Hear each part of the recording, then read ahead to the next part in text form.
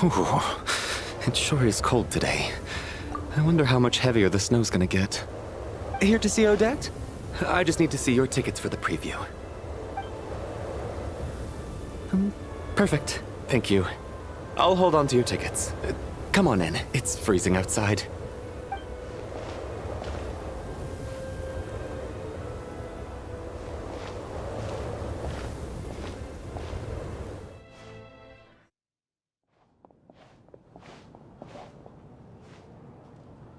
I think I'll leave the Lelek question until after the show's over.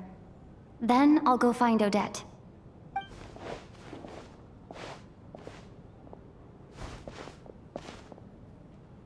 Child said he was originally going to come with Tonya, so I'm guessing Tonya's already here somewhere.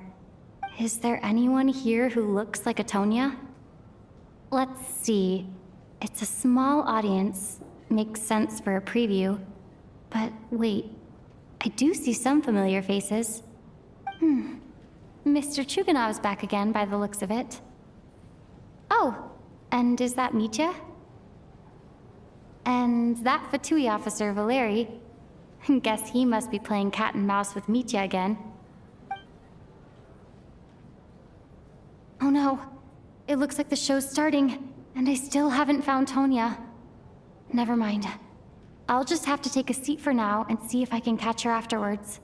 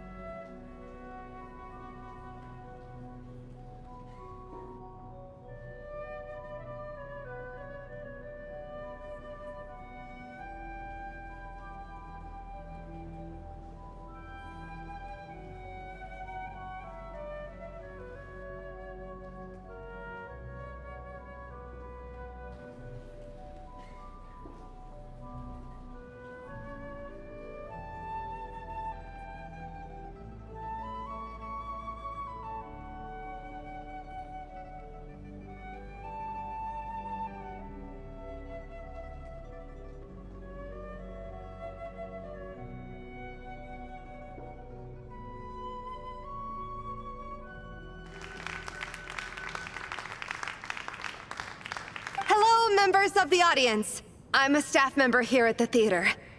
Today's performance was a very special one for us, as it marks the first attempt in a long time to revive the classic Snezhnayan ballet, Spirit Seeker. To commemorate this occasion, we would love to take a group photo of the cast, crew, and audience members present today. Could I kindly ask the audience to please come up onto the stage?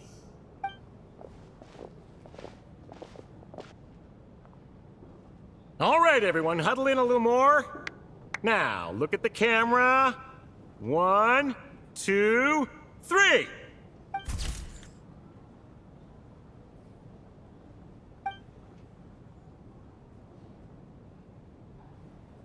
Are you quite satisfied, Mr. Energy Scientist?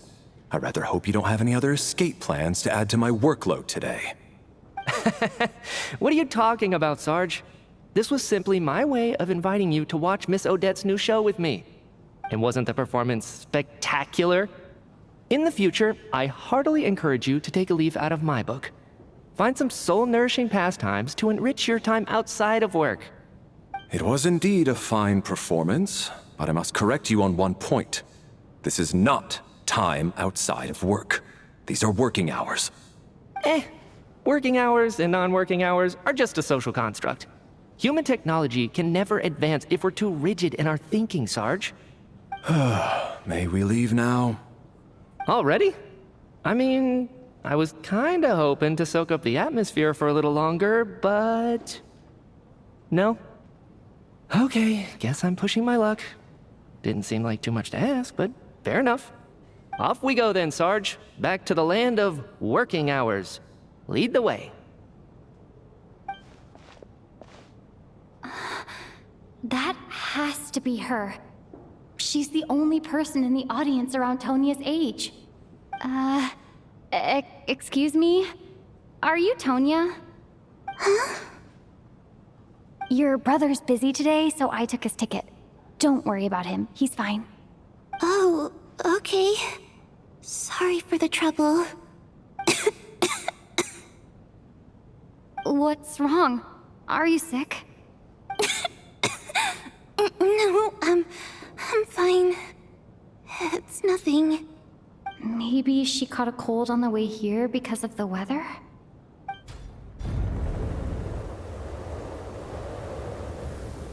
I haven't seen snow like this in a long, long time. It's most unusual. I know. It's completely white out there. You can barely see a thing. I've never seen such heavy snow in my life. Let's wait it out for now. You'd be lucky not to freeze to death in this weather, let alone find your way. Well, look at that. Maybe we shouldn't be in such a rush to get back after all. What do you think? Let's wait and see. Why do you need to take it so seriously? Fate has given us this wonderful chance to take a break.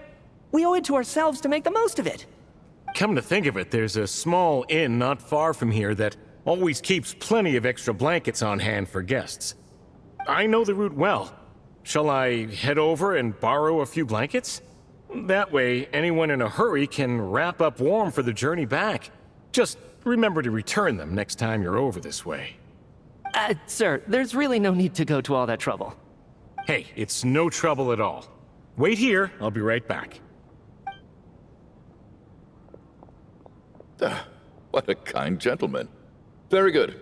My wife and daughter are waiting for me at home, so I shall be heading back as soon as I get my blanket. So... are you expecting us to go back to the Armory Palace wrapped in blankets too?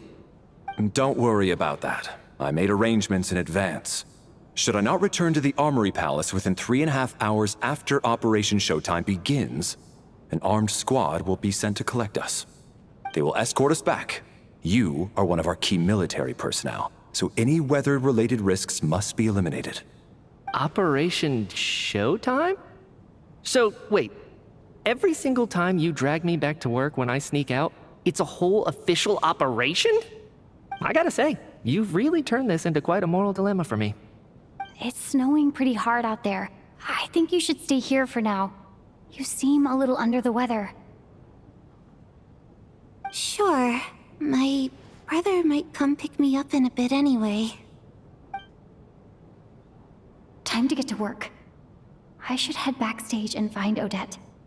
I need to look her in the eye and ask her about Lelek. Excuse me, are you looking for someone?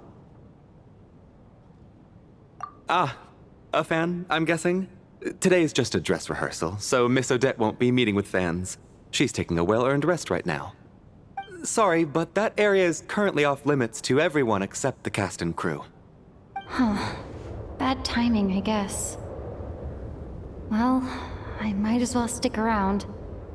I doubt Odette will be leaving before the snow lets up in any case.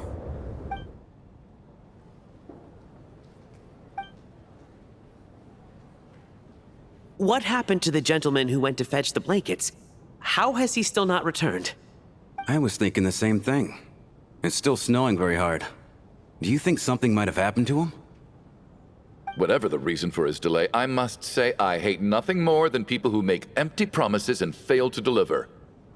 Well, I have to treat my employees like that on occasion, but that's different.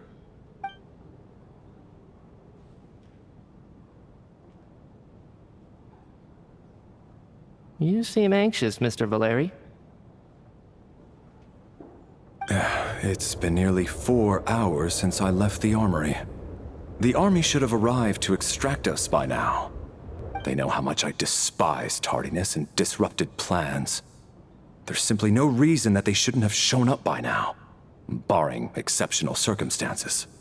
Surely a snowstorm like this one counts as such. Few things in this world can stop the Snezhnayan army, Mr. Mitya. And a snowstorm is certainly not one of them. Why don't you go out and take a look? They might be right outside, waiting for your orders before they dare come in. An absurd hypothesis. I have no intention of leaving your side for even a moment until I have escorted you back to the Armory Palace. This doesn't look like an ordinary snowstorm to me. That guy who left earlier. It looked like he just vanished into thin air. Either that, or my eyes were playing tricks on me. A man-eating snowstorm? Come on. Night hasn't even fallen yet. Spare us the ghost stories.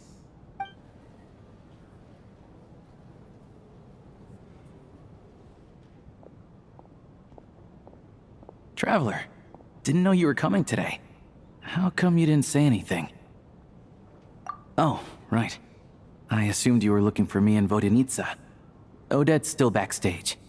Whoa, that's quite a snowstorm out there. I've been working backstage this whole time, so I didn't even notice. No wonder the audience hasn't left yet. Huh. Is weather like this rare even in Snezhnaya? Yeah, snow like this. I'm sure I've seen it out in the wild before, but never in the city. Actually, I take that back. I don't think I've seen snow this bad even in the wild. This is something else. It's not normal. If even Alosha thinks snow like this isn't normal, could it have anything to do with that monster people have been talking about? We can't stay cooped up here forever. Someone needs to go out and take a look. No need. I have plenty of experience with snowstorms. Besides, I work here while you're an audience member. I should be the one to do it.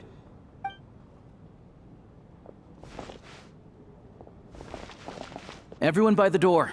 Careful not to let the snow soak into your shoes. In a snowstorm, you gotta look after your toes above all else. Heading out, my man? Be careful. I've been told the snowstorm eats people alive. Thanks for the advice. I am planning to be careful. I just want to take a quick look at the situation out there.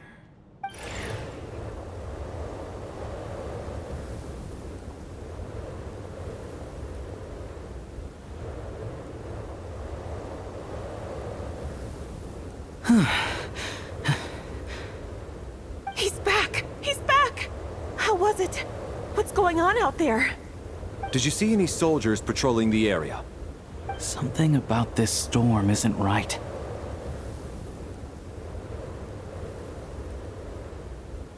There's no one out there. I didn't see a single soul. And something in the air gives me the creeps. This isn't your average snowstorm. I suspect it might be related to recent events in our nation. I strongly advise everyone to stay here until the snow dies down. Are you serious? So all of us are trapped here now? That sounds a little far-fetched to me. You want to go outside and see? I, for one, am not risking my neck in that weather. This just turned from a minor delay into a major hassle. We can only hope that our friend who went to fetch the blankets just ditched us and went home. Is it really that bad? But my daughter, I won't be able to read her a bedtime story tonight. Huh? What are you all still doing here? Whoa! It's snowing hard. So now we're stuck here? Oh, this is terrible. Luckily, it was just a dress rehearsal today, so there aren't too many people here. On the bright side, the theater's always well stocked with supplies. If the snow still doesn't let up as we get into the evening, you can spend the night here, everyone. At least, I assume that's all right? Odette? Fine by me. This seems like a sensible backup plan under the circumstances. My thanks to the theater for being so accommodating. What are you staring outside and praying for, my man? You anxious to get home too? Oh, Your Majesty the Tsaritsa, I beg you, please do not let tonight's snowstorm stop. This is a golden opportunity to spend the night under the same roof as the two top stars in all of Snezhnaya. It's a once-in-a-lifetime experience. I think I've changed my mind. Sir, if you so much as look at us funny, you'll be seeing stars in a whole other way. Behave yourself, or you'll be begging for that blizzard. It's getting colder. We need to keep the indoor temperature up. Close the door and lock it tight. Let's head somewhere warmer.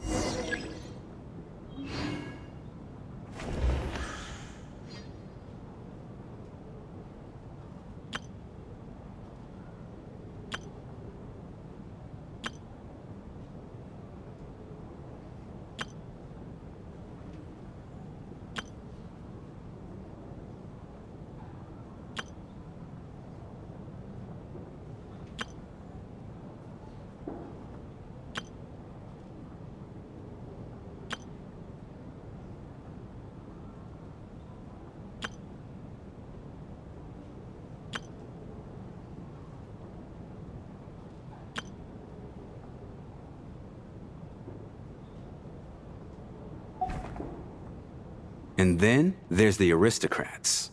Easiest of all to deal with. You don't need to use any force whatsoever. All you have to do is show them the rope you plan to tie them up with. Do you know why? I don't. Do tell. Because nothing horrifies them more than the thought of a cheap, coarse rope leaving creases on their precious million Mora coat. They'll do whatever you ask to avoid that fate. Unexpected, but funny nonetheless. Tell me another one. Well, look at that. I got myself a new listener. Hey there. Let me introduce myself. The name's Shram, and I'm a mercenary. The kind that gets paid to do odd jobs for rich folks. And I am Chuganov, an entrepreneur. If my name is unfamiliar to you, you will no doubt have heard of my factory, the renowned Iskra manufacturing plant. Are you really that famous, Mr. Chuganov? How come I've never heard your name before? Excuse me? Is that a joke? Or are you being serious? Oh, I'll have to ask my rope later. He's probably tied up more entrepreneurs than I've ever heard of. How are you feeling, Tonya? I'm fine. Sorry to worry you. I'm used to it by this point. I take medicine for it. My brother usually helps to get it ready for me. Child must take great care of his sister. He's never mentioned Tonya's illness, though. You know, I actually find this whole thing kind of exciting. Stuck in a strange place thanks to a snowstorm, having to spend the night with a bunch of interesting characters. It's pretty cool, don't you think? Exactly. It's like one of those stories where an ordinary school trip turns into a magical adventure. I've always wanted something like that to happen in real life.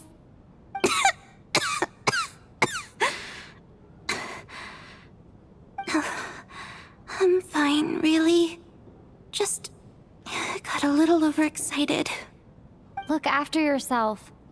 Otherwise, your brother will come after me. My husband has major trust issues. To him, I doubt even this snowstorm is a good enough excuse for me to stay out all night. That's the price of marrying into wealth. You'll get used to it. I'm not about to stop you if you want to leave, but don't drag me along. Hello? Can I help you?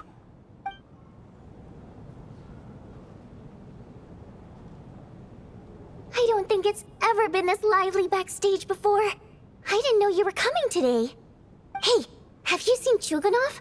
I heard he was coming today. Have you spoken to him at all? I'm with you. This could be just the chance we need.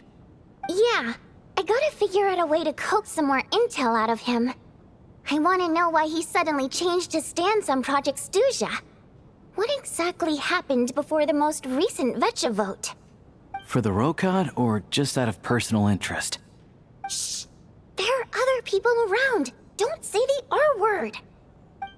I have to say, even though today was a rehearsal and there were some hiccups along the way, Miss Odette's performance was one of the best I've ever seen, even compared to an actual show. Oh, I couldn't agree more, especially considering the weight of the subject matter. It takes a truly seasoned professional to do justice to a theme like love and regret. Do you think we were coming on too strong? Odette's ignoring us again. What about you? What did you think of today's performance? Oh my, that's very flattering of you. Thank you. I'll make sure to save a ticket for you when the show's performance ready. This doesn't seem like the time or place to bring up the subject of Lilac. I need a chance to speak with her in private. So unfair. Talk about double standards. And now it looks like I've been spotted.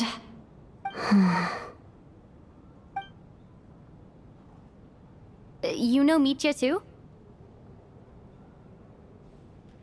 No, I don't.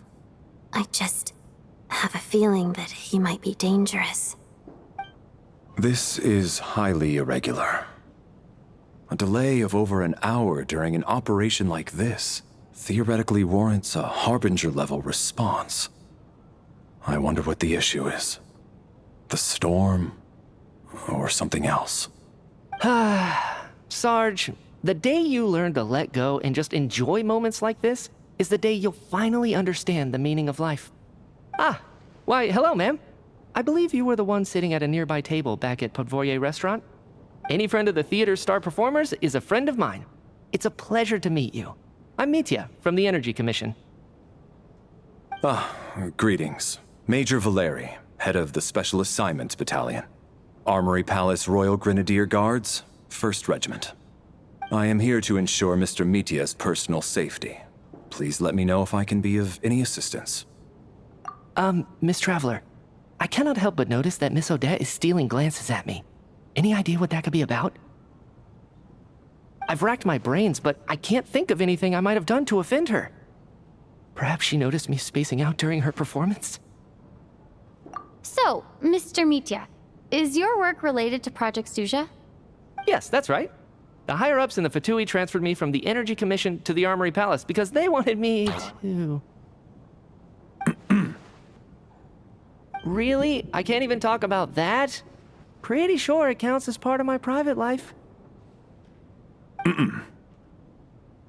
All right, I won't say anything. Sorry, Traveler. As you can see, I'm afraid this pleasant chat will have to end here.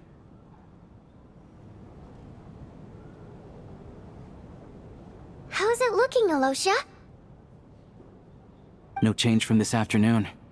Heavy snow with no sign of slowing down. May I have your attention, please? The storm is unlikely to stop tonight, and it'll be even more dangerous outside at night than it was during the day. We at the theater owe everyone here a duty of care. Therefore, we strongly suggest that you stay on site overnight and avoid going outside unless absolutely necessary. In a few short moments, we'll give you a tour of the theater's various quarters. You can choose to sleep in the VIP room, the office, or backstage. Or on the stage if you'd prefer. We won't mind. I'll pass on sleeping on the stage. What if the snow is stopped by tomorrow morning? The early birds in the audience might think we're part of some experimental new show. A drama about sleeping? That could be fun. Maybe we could come up with a title for the production. What? Gotta admit, I didn't get that one. Anyone who doesn't wish to sleep on the stage, please follow me. I'll show you to the rooms.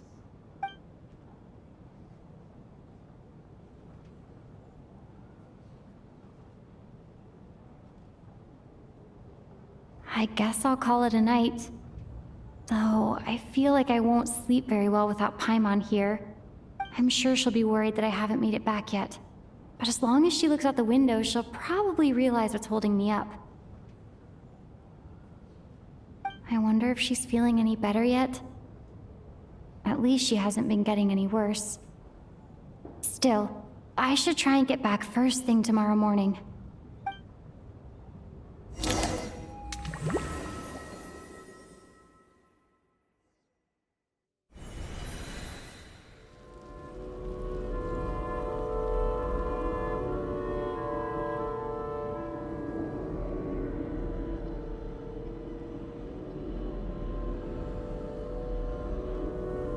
Ah, finally. Welcome back to the world of the living, lazy bones. I was about to wake you. The black mist is almost on us. Still waking up, huh? You know, the black mist. It's been chasing us from below ever since we were born. You're just dozy. There's no way you've forgotten. Come on, let's keep heading up. Onwards and upwards is the only way to survive. Don't listen to a word those black mist cultists say. Here we go again. The endless march toward survival. What's going on? That black mist down there is creeping me out. And it's rising. Guess I should head upwards and get away from it. I can't do this anymore. I've had enough of being forever on the run. What's the point of it all? All this will pass eventually, I promise. Keep fighting. It will be worth it. You accuse the Black Mist cultists of being liars. But you're lying too. there is no end to this path. It keeps going up forever. There was never any hope to begin with. The cult of the Black Mist has poisoned your mind, Sobolova. Are you thinking of giving up as well? I am. I think I'll take my chances with the Black Mist over this perpetual torture. As much as I detest the Black Mist cultists, I'm just too weary. Then I bid you both farewell. Let me put my personal opinions aside for a moment and say, I hope that you both find peace within the Black Mist. Fate always appears so impossibly complicated. But at moments like this, its raw simplicity is laid bare. Their fate was sealed from the instant they entertained doubt. From then on, the outcome was both inevitable and irreversible. Let's go.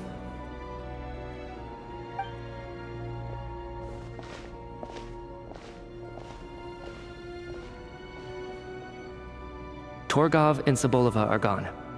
I never thought the day would come when even they would be swallowed by the Black Mist. It's just you and me now. Yes, it looks like it's satisfied. For now. This happens from time to time, but it won't be long before the Black Mist starts chasing survivors once again. No one knows how to stop its advance for good. Well, we should make the most of the precious moments of rest that those two bought for us.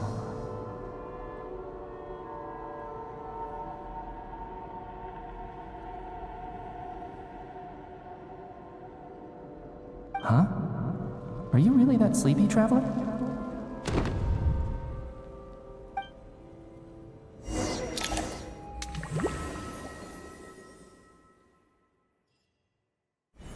Help!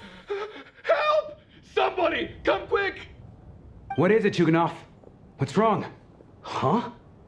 Is it morning already? What's all the commotion? Sounds like it's coming from next door. I should check and see what's going on.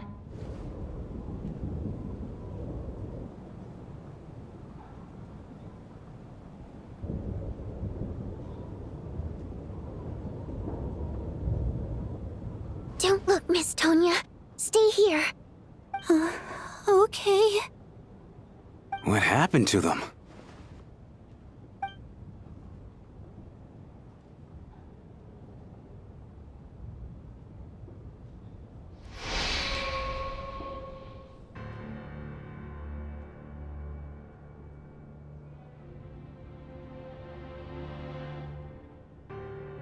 These two people have passed away. And the strange thing is that somehow I knew this was going to happen. I knew that they would be the ones to die. Have I seen this moment before? Or did I have some kind of premonition? I can't remember what it was. Let me take a look.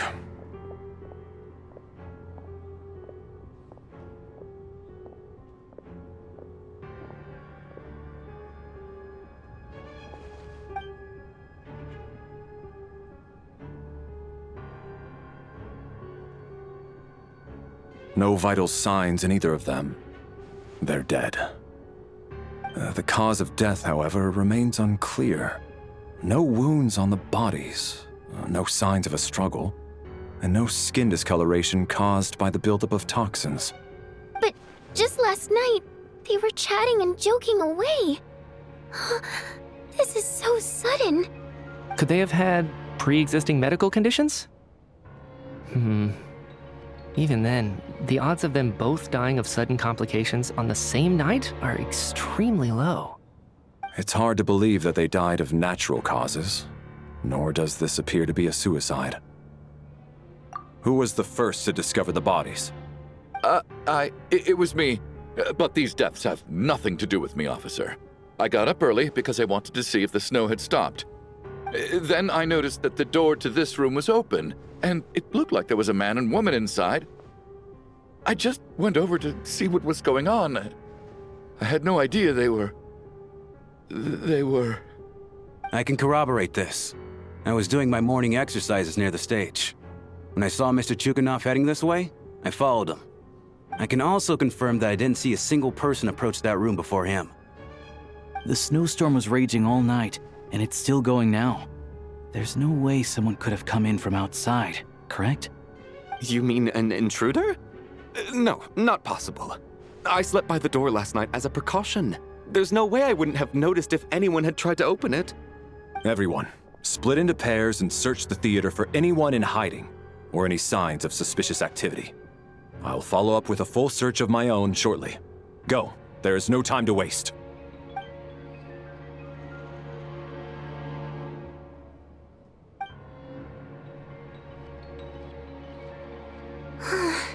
Nothing on your end either? Backstage is clear. No signs of suspicious activity. We checked the basement. Also clear. I don't think there's anywhere here that a living person could hide. Are we certain that the theater doesn't have a back door? Or any tunnel or passageway wide enough for a person to fit through? No, there's nothing like that. If people were sneaking in through some secret tunnel to avoid buying a ticket, we'd have sealed it off ages ago. I also checked the windows. All of them are locked from the inside, and there's no sign of anyone entering or leaving. It sounds like we can safely rule out the intruder theory. If anyone came in during the night in this weather, there'd be no way for them to avoid leaving footprints or water stains. This can only mean one thing.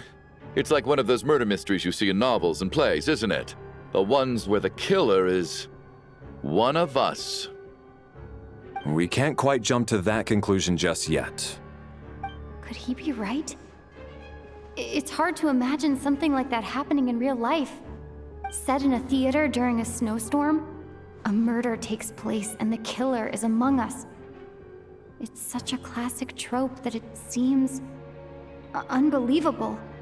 Looking at who the killer targeted and the clean entry and exit, it all adds up. I know what this is. It's obvious now that I think about it.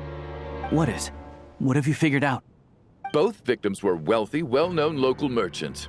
And the door was deliberately left open so I would discover the bodies and witness the crime scene first thing in the morning. Such ruthless methods.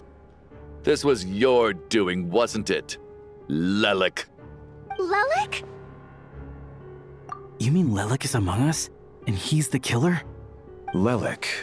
I know this code name. Member of the Rokot, anti-Project Snezhnaya. Always works alone. I've read the case files at the Armory Palace.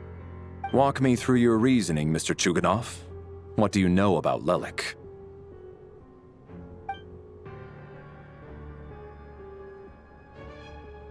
What now, huh? What now, Lelik? What more do you want from me? I already voted against Project Snezhnaya at the Snezhnograd Vecha. You snuck into my house the other day while I was asleep. Left a threatening letter. And I did all that you asked.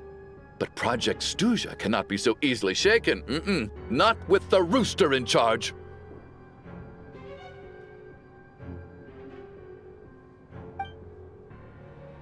So he really was threatened by Lelik. That makes sense. And now you're resorting to murder to threaten me. Isn't that right? I knew it. The Rokot despises the rich. The lives of the wealthy are but refuse in your eyes.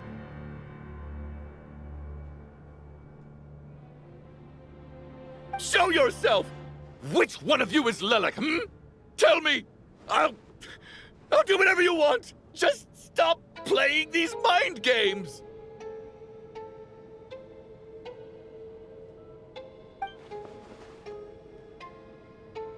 Was this really Lelik's doing? Would Odette really do something like this? If Odette really is Lelik, this seems out of character. But then again, how well do I really know her? I'm probably the only one here with a compelling theory about Lelik's true identity. But if I reveal it now, I'll be putting Odette in the line of fire. What should I do?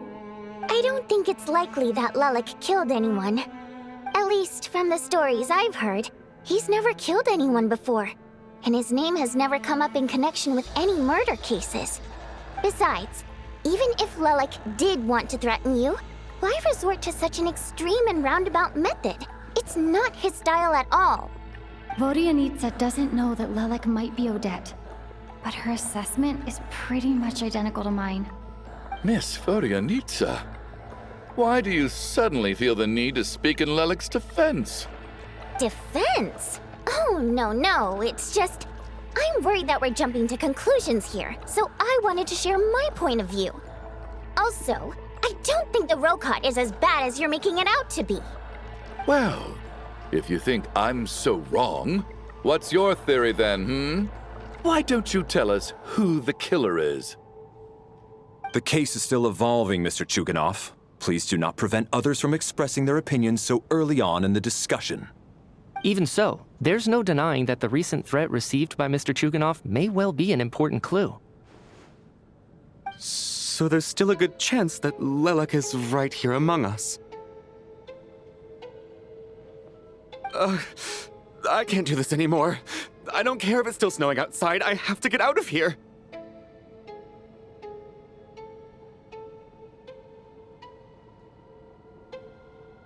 Whoa, take a beat.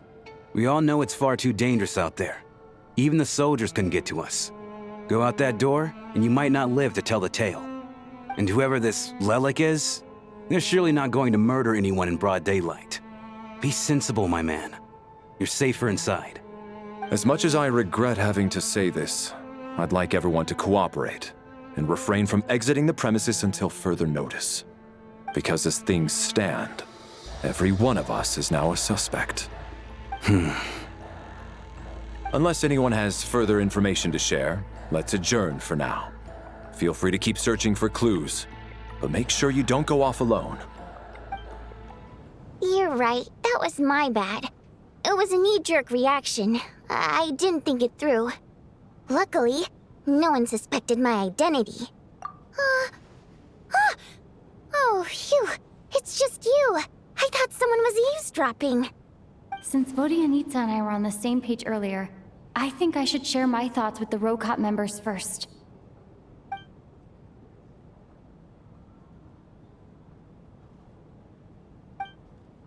Whoa. Are you serious? I don't know if this counts as gossip, but it's definitely on track to be the juiciest this whole year. Odette? Really? Odette? Oh god, how dumb does this make me look? Lelik has been right under my nose this whole time, and I didn't notice a thing. Actually, it's exactly what you'd expect. Sometimes, hiding in plain sight is the best strategy. And now that you mention it, the more I think about it, the more sense it seems to make. It all adds up. What are we up to now? 1, 2, 3, 4... Odette's identities. She's my coworker, specifically a ballerina, and also a Fatous, a member of the Rokot. Now, Lelik. It must be so exhausting. I just want to give her a hug. I guess since I've always known her as a member of the Fatui, it never even crossed my mind that she could be involved with the Rokot, let alone be Lelik. I don't understand. If she's with the Fatui, what reason could she have for being so opposed to Project Stusha? Probably best if you ask her that in person. Well, since you waited until now to bring this up instead of announcing it to everyone earlier, does that mean we're all on the same page here? Yeah. Lelik may not follow orders from the Rokot leadership, but as far as I'm concerned, she's never crossed the line. If anything, her actions benefit the poor. We need to confront her face to face. Do you think she'd really admit to being Lelik? I don't know. We'll have to see how it goes. For now, we'll work on the assumption that she didn't kill anyone, and see how much she's willing to tell us.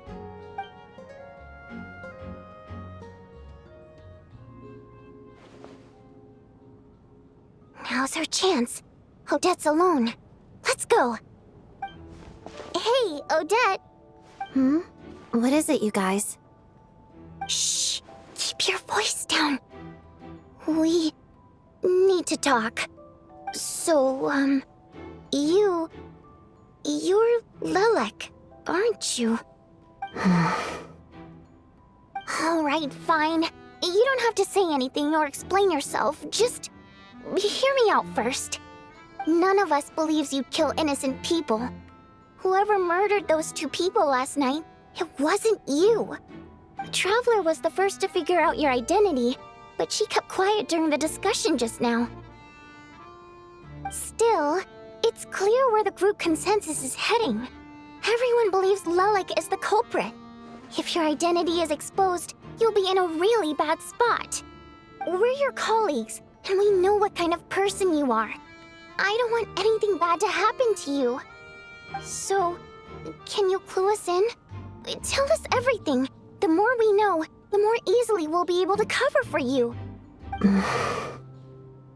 All right. Yes, I'm Lelik. And no, I'm not the murderer. And thanks, but I don't need you to cover for me. Actually, I'm planning to reveal my identity. Huh? You're gonna reveal that you're Lelik? Here? That's right. I'll admit I was surprised at first when Chuganov guessed that I was here. It was just a lucky guess, but it caught me off guard. But after taking some time to assess the situation and confirm where everyone stands, I don't believe I have anything to worry about. Are you sure you don't need a second opinion? Given the circumstances... Mr. Valeri! What?!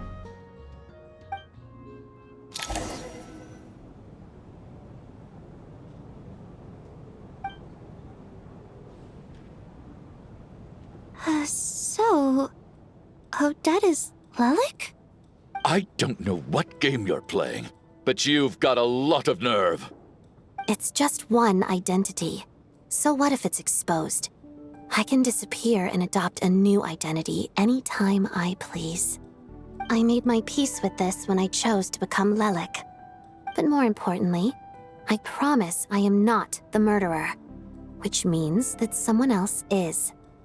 So, if anyone still insists that I did this, you'd best produce the evidence now. Otherwise, I suggest that you bite your tongue. Because if you really believe I killed 2 people without making a sound or leaving a trace, pointing fingers at me would surely only make you my next target. Is this really the truth, Miss Odette? That's confidence, all right. I believe you. A real no-nonsense attitude. I can see why Marionette said that she's on track to inherit the title of the Fair Lady. Are you seriously buying this? Hey, officer! She just admitted to being Lelik. Aren't you going to do something about this? I do have one question, Miss Odette. Why have you chosen this moment to come forward and reveal your identity? If I didn't say anything, everyone would be focusing all their efforts on finding Lelik. And that is exactly what the real culprit wants. I don't want to be the scapegoat who lets the murderer get away with this crime. Despite all the accusations, she made the smart choice. A remarkable display of rational thinking under pressure. Clearly, Odette's talent extends far beyond the art of dance. She thought so far ahead. Why do I always feel like I'm one step behind her in everything? You've convinced me. Dealing with the murder case remains the top priority right now. Let's put the name Lelik and all related incidents aside until further notice. Nevertheless, the group still considers you the prime suspect. I assume you have no quarrel with that, Miss Odette? I understand. You're welcome to keep an eye on me around the clock. I have no objections. Mr. Chuganov? For my wife and daughter's sake, I'll let you off the hook for now. But don't think you're forgiven for breaking into my house and threatening me. Just wait till we get out of here, Lelik. We'll settle the score then.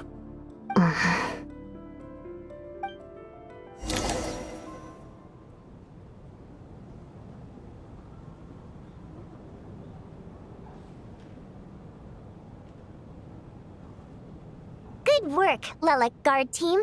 And Lelik, too. Here, have some hot water. turns out Valeri knew about my exploits, so now I've been told I have to guard Lelek with him. Shouldn't you be facing my way if you're guarding me? At the moment, it looks more like you're my bodyguards. If the true culprit is indeed still at large, as you have claimed, we must keep our guard up against them also. Don't worry, Tonya. We'll get through this. Once the snow stops, the officials will step in. The investigation will get easier, and then we'll be safe. But once the snow stops, won't everyone just leave? You're gonna miss us, huh? Well, some of us work at the theaters, so we'll still be here. I'll even give you a special backstage pass. Really, Miss Vodyanitsa? That's awesome! You've made a fan for life. Aw, you're so cute, Tonya. All right, let's swear to it. I promise to give you the pass, and you promise to never change your mind about being my fan. Promise. Don't indulge her, Tonya. You don't have to swear an oath over things like that. You really do get carried away sometimes, don't you, Miss Vodyanitsa? Hey, mind your own business.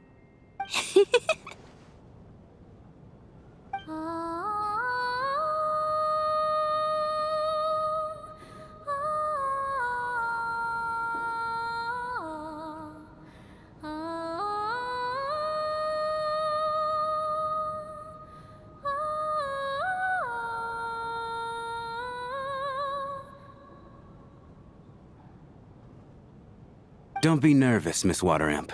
Everyone's here. There's nothing to be afraid of. Excuse me?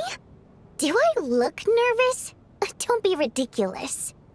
No. You sound nervous, lass. Oh. Wait, but how... Okay, plenty of people know that I'm a water imp, but still...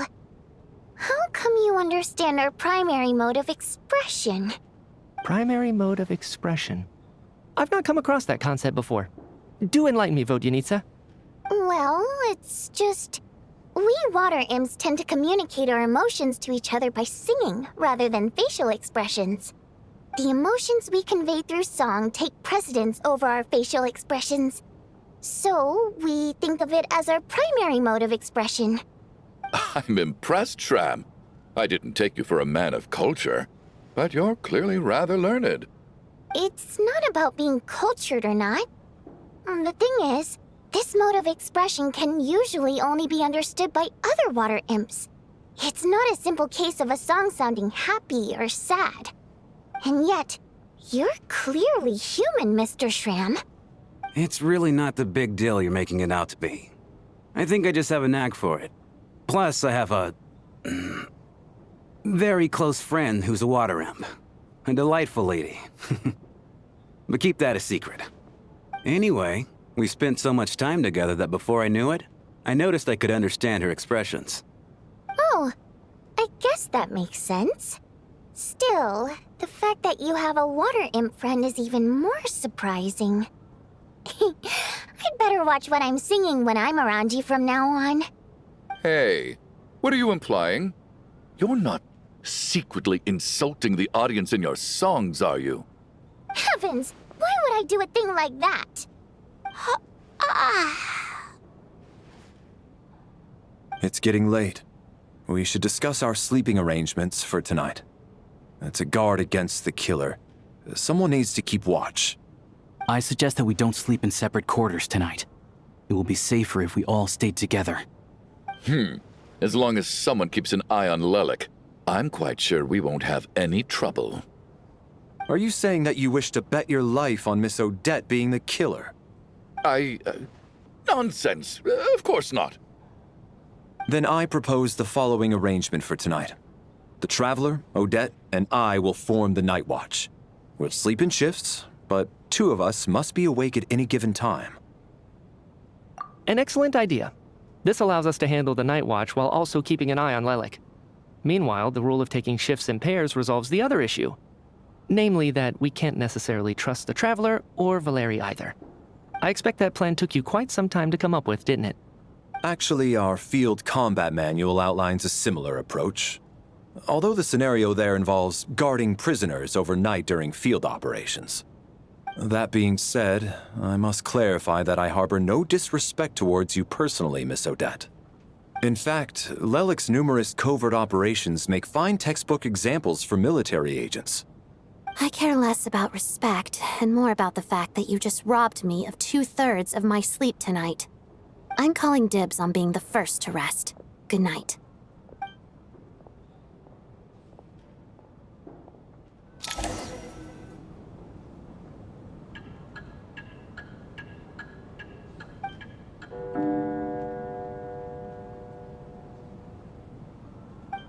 It's almost time. We should wake Odette. How are you faring? Oh, not going to argue with that. I'll take a quick nap.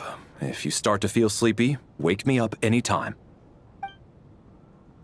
It's finally time for Odette and I to share the night watch. I should wake her up.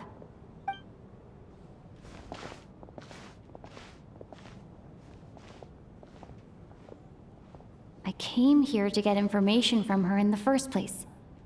Maybe I should think about what questions I want to ask before she wakes up. How long are you gonna keep staring at me? Couldn't sleep. My mind's been running haywire. Plus, there's something I've been meaning to talk to you about. I had a hunch that you wanted a conversation too. Let's take this chance to clear the air, shall we?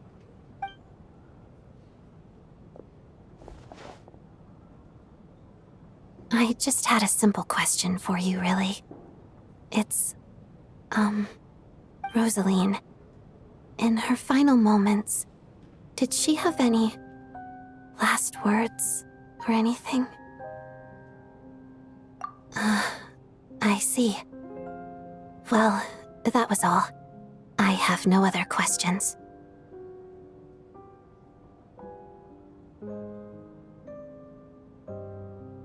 No. She was utterly ruthless in pursuing her goals. That kind of person should be hard to miss. And yet, even though I never approved of her methods, and she was an abrasive person, the fact remains that I am indebted to her. Oh, she told you. I guess that makes sense. I think she and Rosaline were on pretty good terms. Yes. Rosaline wasn't the kind to gossip about this sort of thing. Not that it's any huge secret to me, though. When I was a child, I had to join the Fatui for the sake of my mother and me. I trained under Rosaline. It was extremely grueling, and it didn't exactly come naturally to me. All I could do was try to ignore the biting cold and practice. I was a newcomer who'd managed to make a good first impression on a harbinger. There was pressure to live up to her expectations, to be worthy of the fair lady's reputation. Every day was a struggle against the cold, pain, and fatigue. And most nights, I struggled to fall asleep. After enduring all that, I've become almost immune to the sensation of pain. I suppose that was the cost of survival. Surely, any child who had to experience that would grow to hate her lot in life, don't you think? So, I put an equal amount of effort into my ballet. Because in my young mind, that was the only way to defy my fate. It was my way of telling her, the Fatui's demands and your expectations of me are not what I wish for. One day, I will leave. I think she probably blamed my poor performance in training on my passion for ballet. She knew my heart wasn't in it. One time, when I was secretly practicing a dance at night, she suddenly showed up. I knew she was there to catch me red-handed. I told her, "You don't deserve to watch the dance I learned from my mother." She looked stunned. I guess she was surprised that I lashed out first, before she had the chance. But strangely enough, on that occasion, she wasn't fierce with me like she was during training. Instead, she fell silent for a moment, and then left. After that, she never interfered with my dancing or asked me how it was going. She never came to watch me dance again either. Not even once. She was. But even now, whenever I take out this core Ignis, I can't help but think of that night. Of the look on her face. Sort of. Although gift might be too kind a term. This is her flame sealed within ice. A symbol of her favor, yes, but also her way of keeping an eye on people. She knew the location of every piece of core Ignis. If any recipient started acting suspiciously, she'd be on to them immediately. Trust her to make even a mark of approval feel suffocating. So, when news of Rosaline's death reached Snezhnaya, many people immediately crushed their core Ignis. It gave them a profound sense of relief, like they'd broken free from her shackles. But I kept mine. With my sensitivity to pain being as dull as it is, the warmth from this core Ignis is one of the few things I can still feel clearly. I still wonder, did she really come to stop me that night? I wasn't sure, but I was scared, so I said some really awful things. I guess she didn't leave anything behind. Not that I expected her to. It's fine. It's just a bit of a shame that we couldn't settle our differences before the end. She did. Are you sure she was talking about this event? No, she didn't. I didn't even find out that she'd gone to Mondstadt until a while after she'd left. Wait, in that case... Okay, I will. Thanks for letting me know. There's something I'm trying to figure out. I'm beginning to suspect that Paimon's mystery illness is being caused by the energy research behind Project Stuja. Paimon's very important to me, so I have to get to the bottom of this. I figured that since you're Lelek, you might know something about all this. The ultimate goal of this energy experiment is to create a weapon for the final battle. The weapon's construction was completed in Nocturne. Now, all that remains is to arm it with a sufficiently powerful energy. Yes, the weapon's development and all the related experiments are overseen by Lord Piero, the Jester, and the lab is located deep within the Armory Palace. I'm not sure why this experiment would be making Paimon feel unwell, though. The best way to get to the bottom of it would be to go there in person. Once we get out of here, I'll help you apply for an entry permit.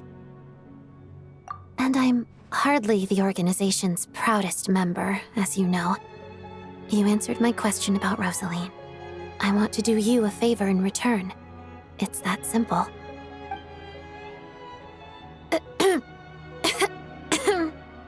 Huh? What's wrong? Are you not feeling well? You two seem to be hitting it off. I thought you were sleeping. Of course I was. In the military, one learns to fall asleep quickly, even in the most inhospitable environments. It's vital to staying alert and energized. Why? Is something wrong? Even if he was awake, he can't have overheard us, right? Well, thank you both for keeping watch. Traveler, I'll take over for now. It's your turn to get some sleep. Sure.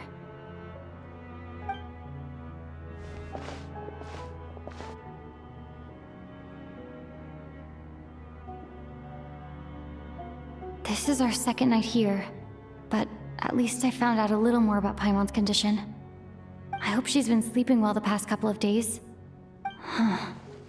Why do I feel like I'm being watched? Seriously? Is this payback for when I stared at her earlier? But I I thought she was asleep. Never mind. I'd better try and get some sleep myself.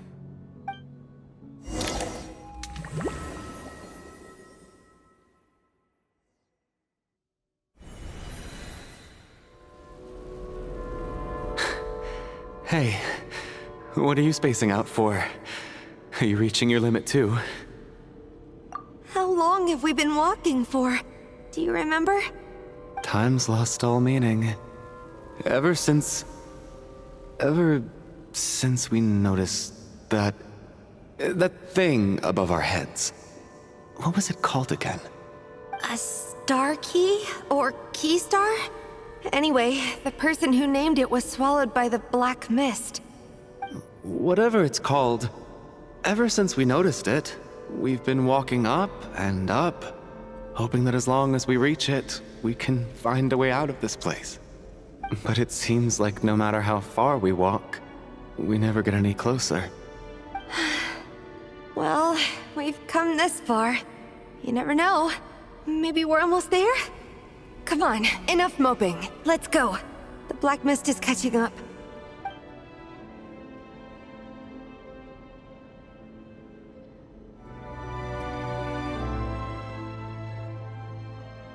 Are you hurt, Coolish? No, I'm fine. It's just... suddenly I don't want to walk any further. I get you. In fact, I reached my limit a long time ago. Sometimes it feels like there's hope where there shouldn't be. Yeah. The hope that the star gives us is the only thing keeping us going. But I'm not sure it's real at all. It may just be a collective illusion. Otherwise, why would it always be out of reach?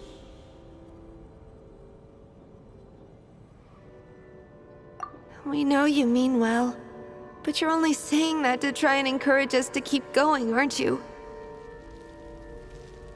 Thank you, friend. But enough is enough. Please don't give me any more false hope. Hope is poison in this place. You're going to continue, aren't you? I admire that. I've given up, but I wish you the best. May there come a day that you catch up to the star and leave this godforsaken place.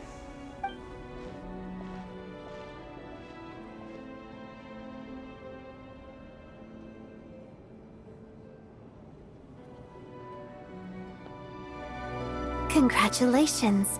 You're the first person to make it here.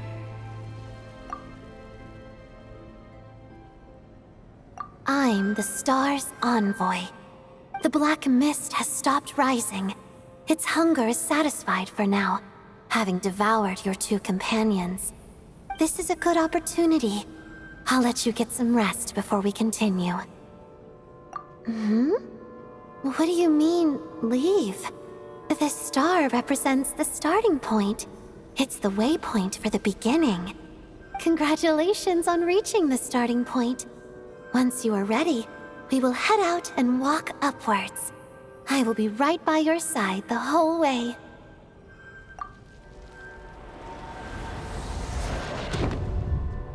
Huh? What's wrong? Hey, don't give up before the journey's even begun.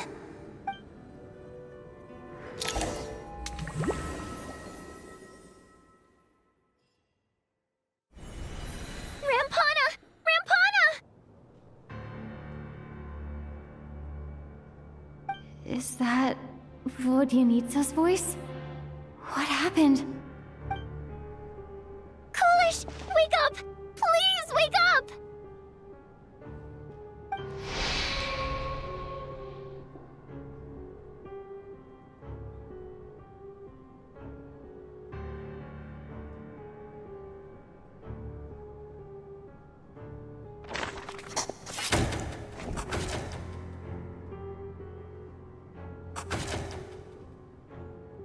The situation is identical to that of the two casualties yesterday.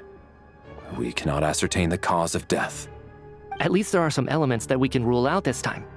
They slept on the stage with everyone else, so I suppose the surrounding environment can't be a relevant variable.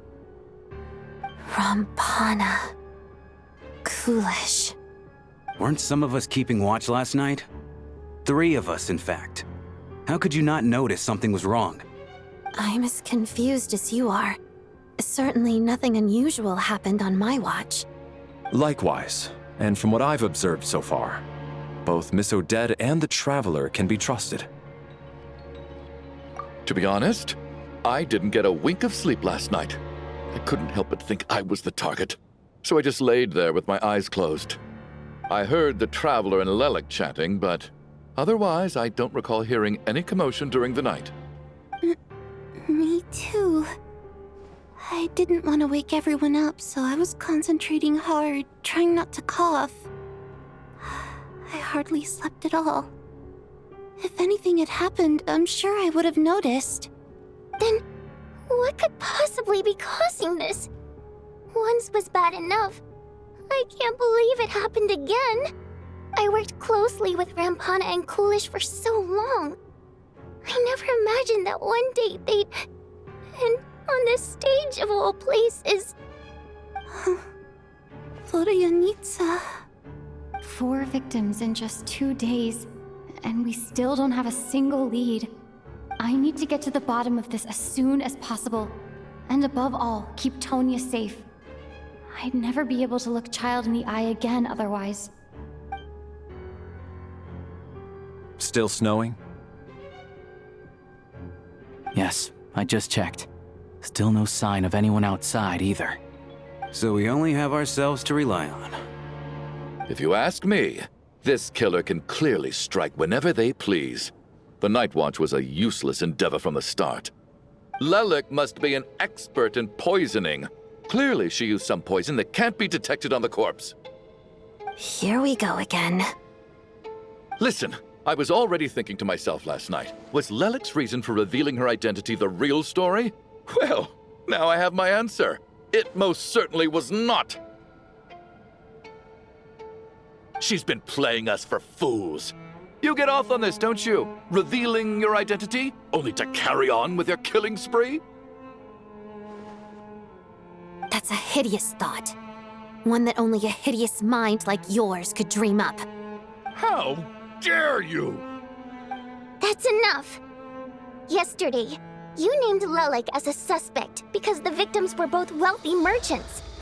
Lelik might have had a motive then, but today's victims were just ordinary people. Not to mention that they were colleagues of Odette and mine. What reason would she have to murder them? Let me guess, just to scare you? Who knows? Maybe you don't know her as well as you think. I implore you all to ask yourselves, how many people are there really in this world that have what it takes to kill another person? Not many, I'd wager. Lelik is well known to be a ruthless operator, and now she has revealed her identity. How could it be any more obvious? Everything you said so far is still just conjecture, which doesn't constitute a concrete lead.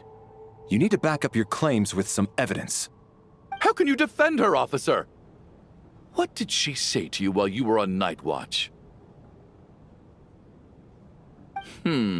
Maybe I shouldn't be so surprised.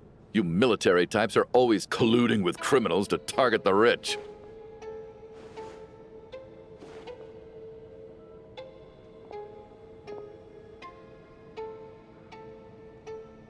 All so you can get your grubby paws on our hard-earned fortunes, then tell us to fall in line.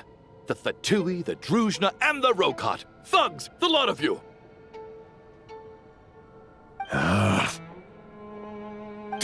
Don't you dare!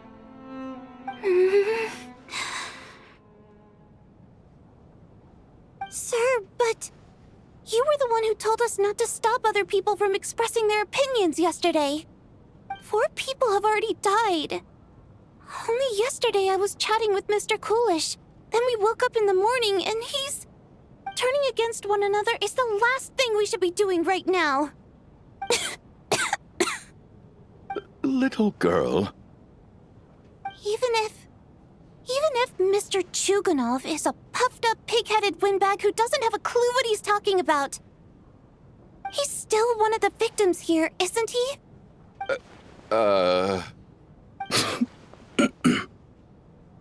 Quite. I had no intention of resorting to violence. But you're right, Miss Tonya. I ought not prevent him from speaking his mind. In any case, I believe Mr. Chuganov has calmed down a little now. We may resume our discussion. I don't think there's any need for that. What is there to discuss? Nothing about this situation is normal. Did you have an idea, Mitya? You're the brainiac here, right? Come on, clue us in. I've been mulling something over. All the leads we have so far concern things from outside the theater. Miss Odette's alter ego, the threats Mr. Chuganov received. But then there's the 2 double murder crime scenes themselves, which have given us absolutely nothing to go on whatsoever. That's highly unusual. Even with the most careful killers, there's always some evidence left behind. So what are you suggesting? I think this could be a supernatural event. It isn't characteristic of human-on-human homicide at all. Correct me if I'm wrong, but aren't you supposed to be a scientist? That doesn't sound like a conclusion someone like you is supposed to make. I got into scientific research because of my insatiable curiosity. But if the present situation defies all known scientific explanations, I don't mind shifting my curiosity toward the paranormal instead. Now that you mention it, I remember when I first came to the theater. I heard rumors about this place being haunted. Haunted? Yeah, I think I heard the same thing. But I mean, they're only rumors, right? We've worked here for years. Surely we would have noticed any spooky goings-on by now. Well, this has taken an unexpected turn. A haunted theater? If Paimon were here, she'd probably be hiding behind me in fear right now. Why don't we take this opportunity to look for clues again with a more open mind? Maybe a different perspective will help us see something different. Very well. Whether it's criminals or ghosts we're looking for, the same rules apply. Everyone needs to tread carefully. I'll move the bodies into the same room for now.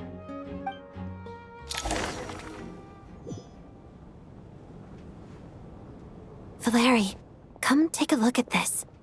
You too, Traveler. Some sort of notebook.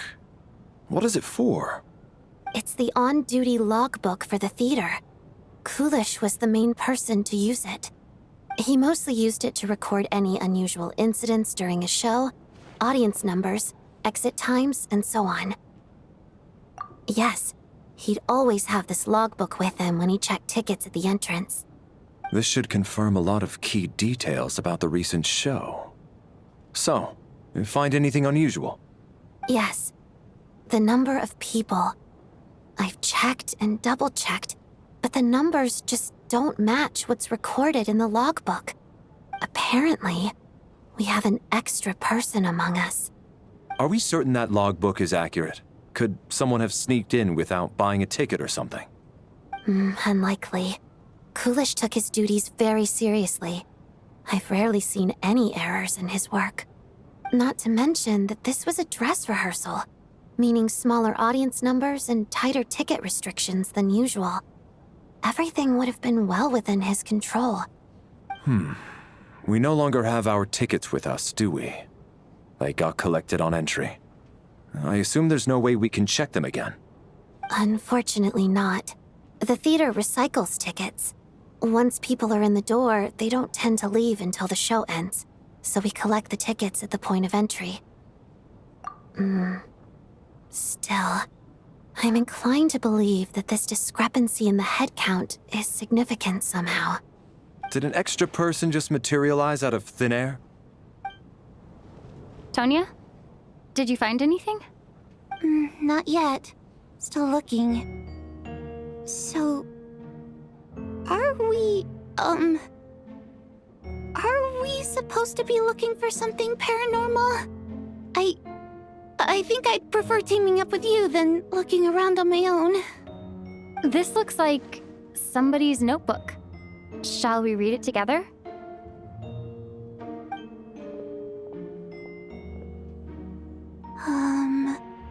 Well, it doesn't look scary or anything, so I guess it should be fine. All right, let's read it together.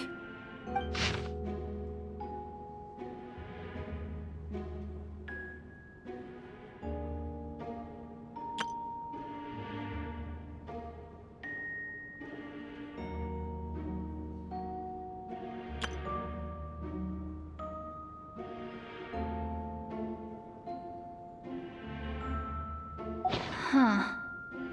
This has to be Vodyanitsa's writing, surely. Maybe it's a little rude for us to peek at this. I feel like I just read someone's secret diary by accident. It sounds like she's writing this for her parents, right? I don't understand. Why put this stuff in a notebook instead of mailing it in a letter? Because her water imp parents belong to the aristocracy, who were driven out of Snezhnaya by the Tsaritsa long ago. And now they live somewhere new, where the postman can't get to. We're sorry. It's fine. My fault for not storing it properly. I can't leave things lying around and expect them to get ignored when everyone's scouring the place for clues. All right, give me my notebook back. I'll take over the investigation in this room.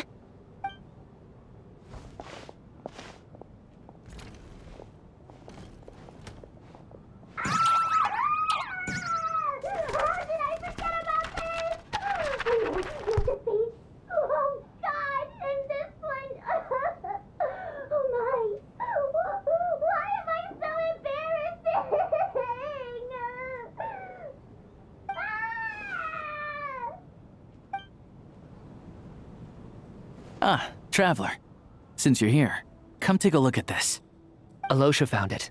We're both curious to hear your perspective. It appears to be an investigation report. And the focus of the investigation was the rumors of haunting we heard about earlier.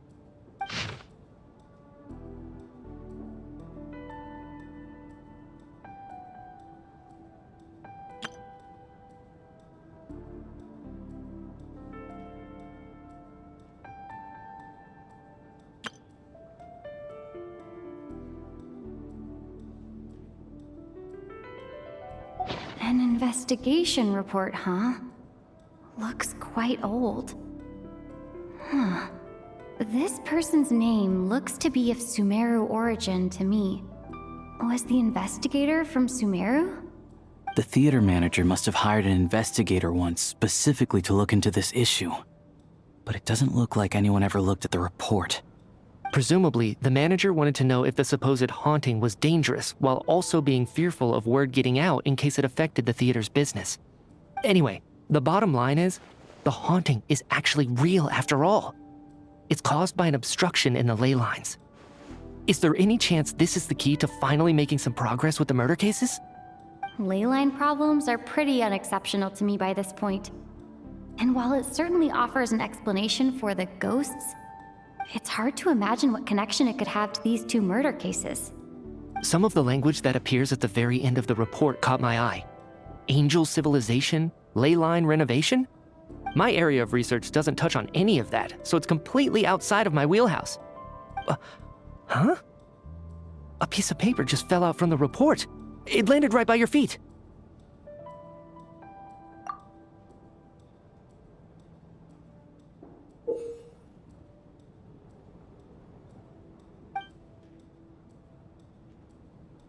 How unnerving.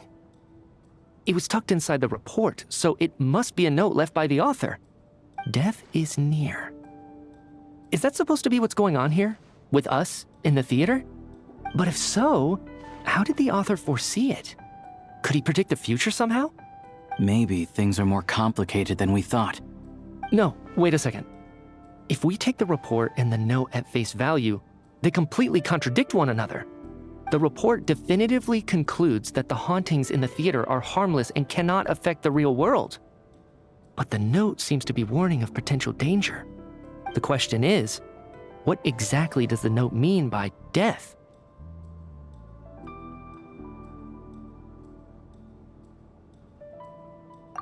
The various ways we could interpret this keyword lead in completely different directions. Let's pause our analysis here for now. I think we need more information. If we take all this together, it's not impossible, is it? If anything, it's the natural conclusion. Oh, I beg to differ. This sounds to me like a product of a researcher's vivid imagination.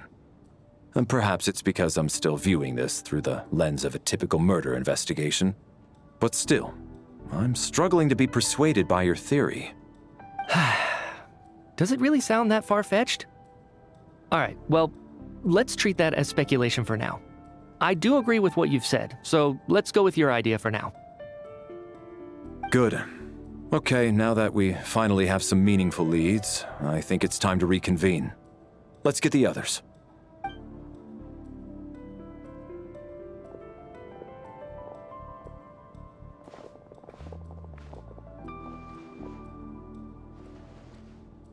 So, that's about everything we've discovered so far.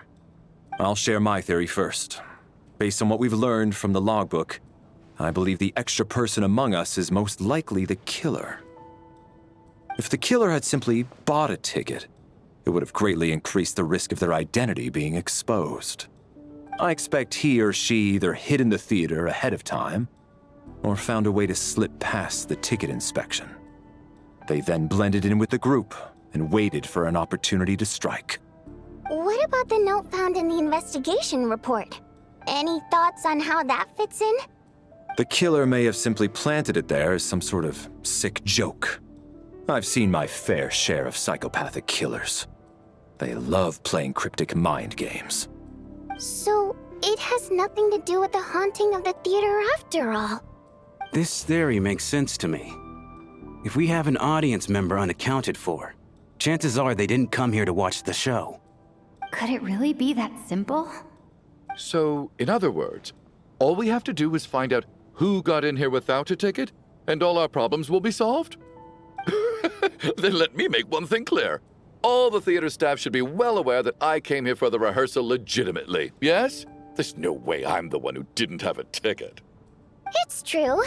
I hear you used every trick in the book to get a hold of that ticket, too. Everything short of throwing a temper tantrum and rolling around on the floor at the entrance. I most certainly did not degrade myself in such a way. Probably a stupid question, but I might as well ask. Did anyone here get in without having their ticket checked? Guess it was naive of me to expect them to just admit to it. Especially after the unprompted Lelik reveal. Once was already a miracle. Twice would be unfathomable.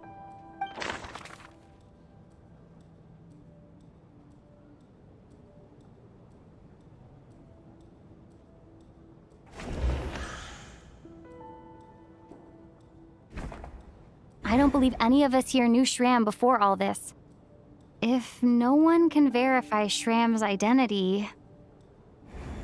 Mr. Shram, did you really go through the ticket inspection to get in here? Huh? Me? Why am I being singled out, my friend? Do I seem that suspicious?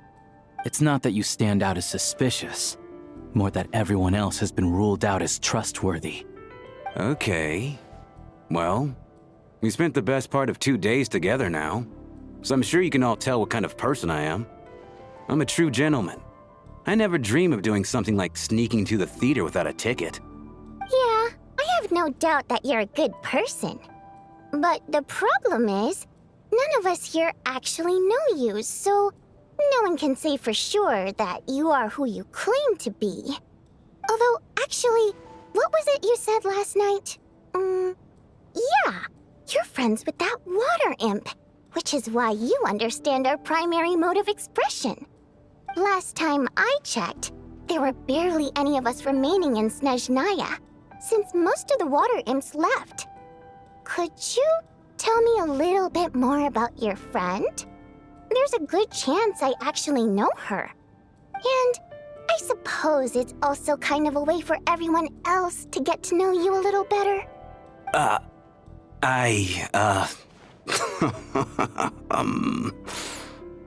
Good grief. Are you blushing? Pull yourself together, man. Stop giggling like a teenage boy. It's revolting.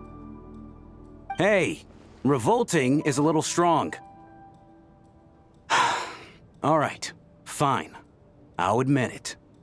That water imp friend of mine, the truth is, we're dating. I was just the bodyguard hired by our family. But the stars must have aligned, because sparks began to fly between me and their daughter. Never in my wildest dreams did I think I'd get so lucky. We don't need details. Just get to the point. Okay. I'm just a little hesitant to reveal her name, that's all. You know how it is. These are delicate times. Even with me to protect her. If word gets out that she's dating a human, both the Fae and human factions will give her a hard time. Really? Wait, no. That can't be. Huh? Shram, what the devil are you talking about? Why is everyone looking at me like that? Surely you can understand where I'm coming from. Delicate times? Factions? Yes? You know, the Civil War? Last time I checked, the Fae and the humans were still at each other's throats. If I'm not mistaken, the last significant civil war in Snezhnaya history was over 400 years ago, when Her Majesty the Tsaritsa had just taken the throne and was consolidating her reign. What do you mean, 400 years ago?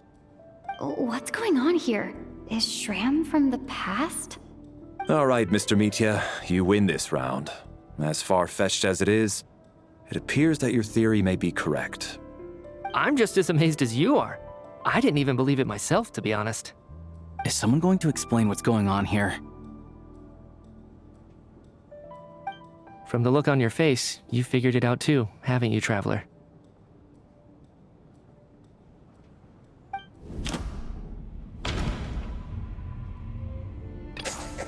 The theater's ley lines have been modified to block souls within its grounds from returning to them. Some souls can even wander this place forever. Mr. Shram's statement proves he's from hundreds of years ago. And according to the investigation report on the theater hauntings, Mr. Shram is very likely a lost soul wandering the theater.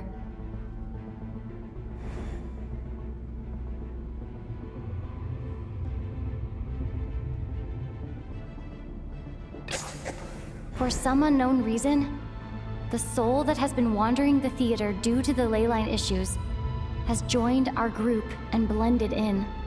Yeah, that must be the immediate reason why the ticket count doesn't match the number of people present.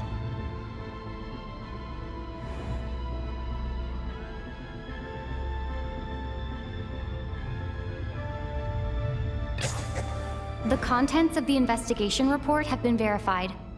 There are indeed leyline issues and wandering souls in the theater. Death likely symbolizes the deceased. Mr. Shram, for instance. Death is near. That must mean that there's a dead person in our midst. That's the truth, isn't it?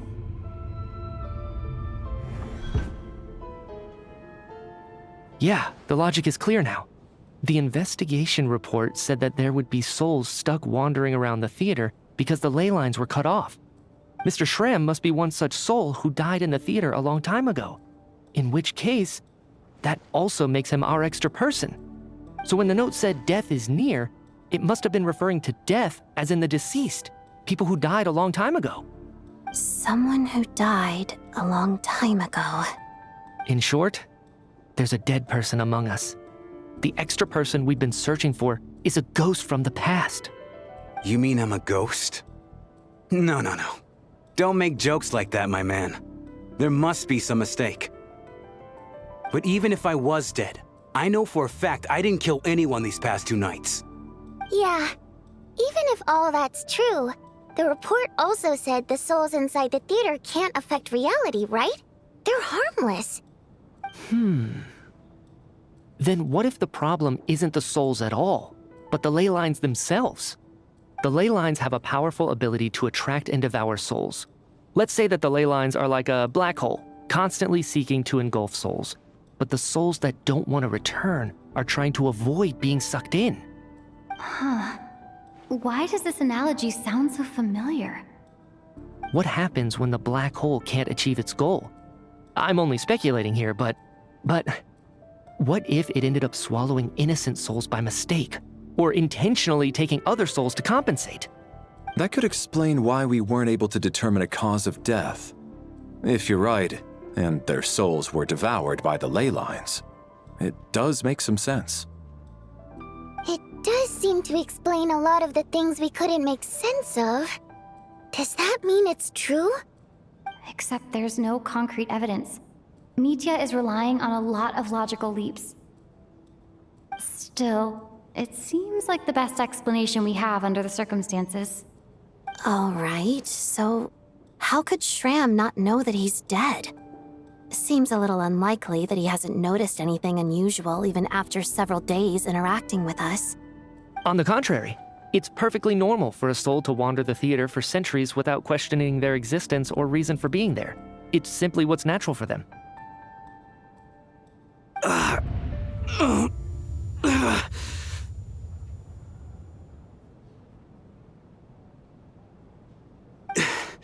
You know what, Mr. Brainiac? I think you might actually be right after all. I'm trying to remember and...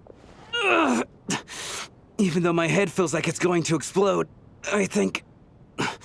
it's all coming back to me.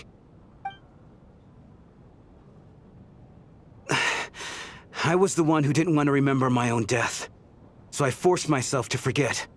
Well, I'm sure those are painful memories. My lady and I snuck out to go on a date one day. We bought tickets for the theater. It wasn't really my thing, but I was just happy to be together. All of a sudden, a group of people burst into the theater, shouting for all the water imps to get out, performers and audience members included. It was clear the conflict between humans and Fae had reached a boiling point. This time, the extremists were even coming after the water imps who had nothing to do with the war. I thought I could pull one over on them, so I took off my jacket, draped it over my lady, and tried to sneak out amid the chaos. But I got caught. They started shouting, calling me a traitor to humanity. But I was going to do whatever it took to buy her a chance to escape, no matter how many people stood in my way. I had to, both as their bodyguard and out of love. It's all right, friend. You can stop there if you want. You don't need to dig all that up again. It's just... even now, I'm still struggling to accept the truth. How could I be dead? I'm sorry, everyone. If I'd known I was a dead man walking, I wouldn't have dragged you down with me. If I'm the cause of all this death, then punish me however you see fit. But, Mr. Shram... No. I refuse to be a burden. I know what I have to do. You said I've been wandering the theater for centuries, right?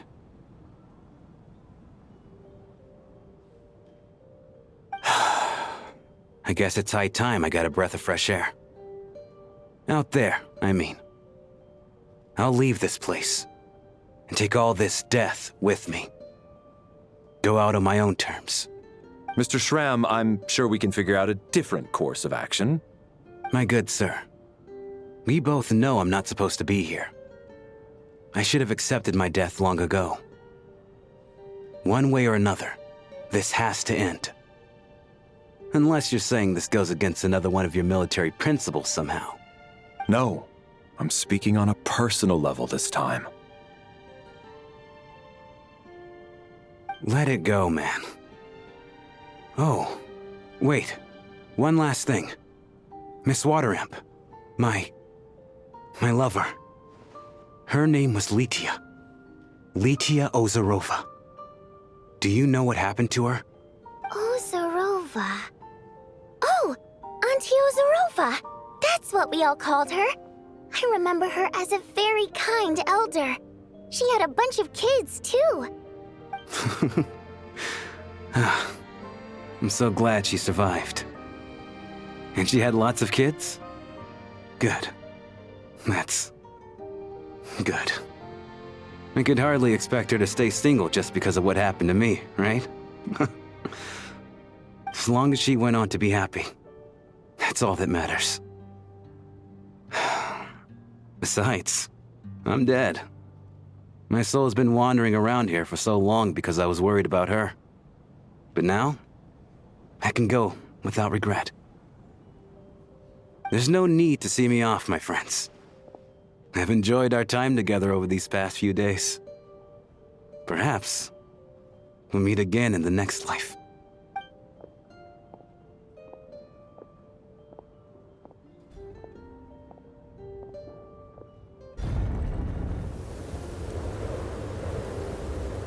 Take care, my man. I knew Mr. Shrim was already dead, but I still feel so sad. Death is cruel, no matter how we might try to make sense of it. So, was the conflict between Fae and humans really that bad back then? I was only little, so I don't remember much. It's terrible to think that so many innocent people had their lives turned upside down. Even the historical records about that time period don't say much about it.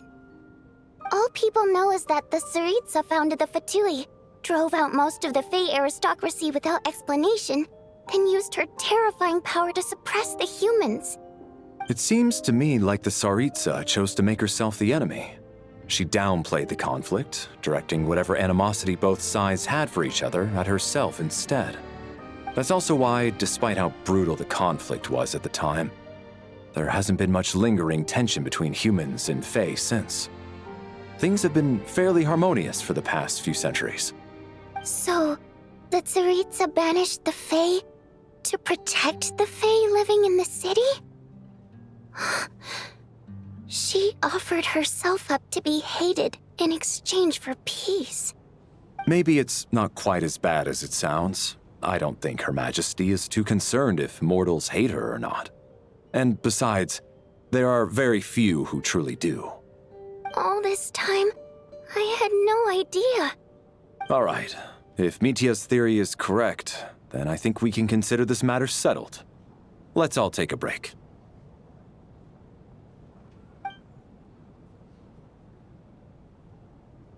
Ugh, if only this blasted storm wasn't still raging on.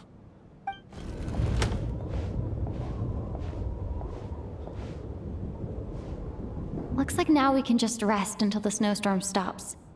I still can't believe Shram turned out to be a ghost who'd been in the theater for hundreds of years.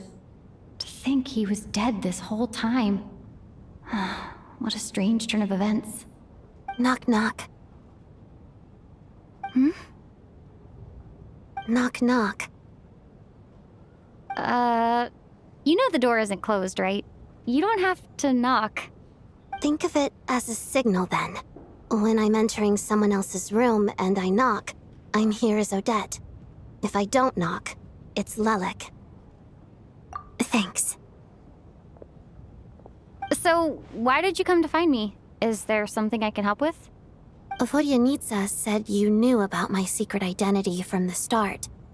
But when everyone was discussing who Lelik could be, you were worried that revealing what you knew would be unfair to me, so you kept it to yourself, right? Yes.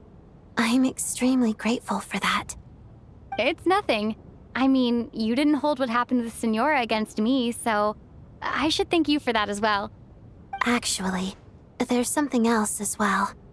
I found myself in a situation similar to the one you were in when you helped conceal my identity. So I thought I'd come and ask you for advice. It's about Mitya. Before all of this, the last time I saw him, he was dead. As I'm sure you know, my goal as Lelik was to stop Project Stuja. Well, when I found out the tech lead for the experiment behind Project Stuja was Mitya, I immediately started planning to track him down and threaten him to back out. I often saw him around the theater, but I soon concluded that making my move there would risk exposing my identity. So I decided to infiltrate the Armory Palace and go directly to his lab. That way, the threat would be much more effective. Well, I suppose there was a bit of luck involved, but I am a Fatus, so I already had some familiarity with the building's layout. But when I finally made it to his lab, Mitya seemed to be dead. I checked his breathing and his pulse. He had no vital signs whatsoever. I'm certain of that. I thought maybe another anti-Project Stuja activist had beaten me to it, and chosen a much more brutal method, so I made myself scarce. That's why you were so on guard around Mitya that first night here. Yes. When I saw him sitting in the audience during the performance, I could barely contain the shock. To me, it was a miracle. Somehow, he'd come back from the dead. But then, the murders started happening and things got so complicated that it wasn't really at the front of my mind. That is, until Mitya himself said there must be a dead person among us. Then, I couldn't ignore it any longer. And yet, you thought that bringing it up right away would single Mitya out, just like when everyone was suspecting Lelek. Exactly. I thought there could be something I was missing. Besides, we soon figured out that Mr. Schramm was a ghost, and we knew there was only one extra person, so we thought he had to be the one. But now it seems like there's another candidate. I understand why you kept it to yourself. There was so much information being thrown around during that discussion. Bringing up Mitya would have just introduced more confusion. So, what do you think we should do? Let me confirm one thing first. When was it that you found Mitya dead? Around a week ago, sometime in the afternoon. A week ago? That's earlier than I thought. I saw him just a few days ago at a restaurant. That definitely would have been after you found him dead. He seemed completely normal to me, chatting with Vodyanitsa, trying to avoid Valeri.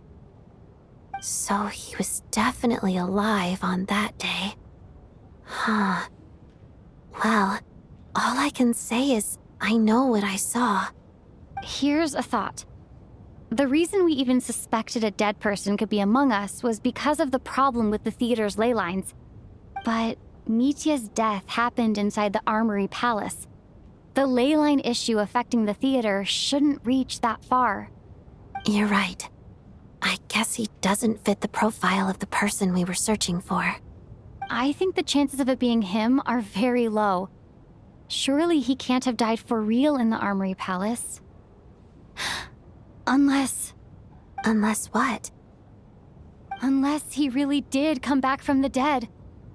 You're right. Do you think we need to disclose this to the others? Huh, what's this? A private meet and greet? Where do I line up? That's not what's going on here. Well, I was just making the rounds. Thought I'd try to lighten the mood a bit. Vodyanitsa's handing out food if you're hungry.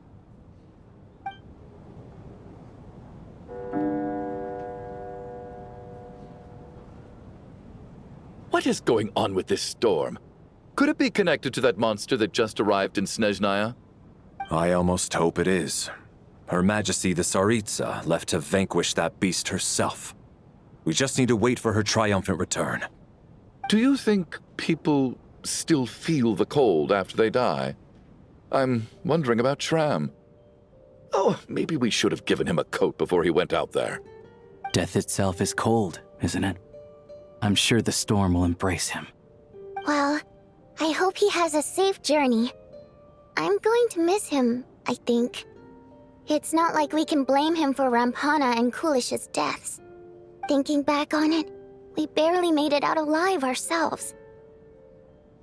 Once we get out of here, how are we going to explain what happened to their families?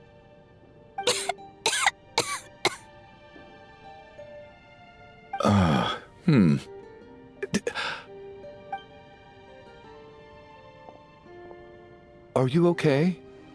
Here, take this. I've never used it.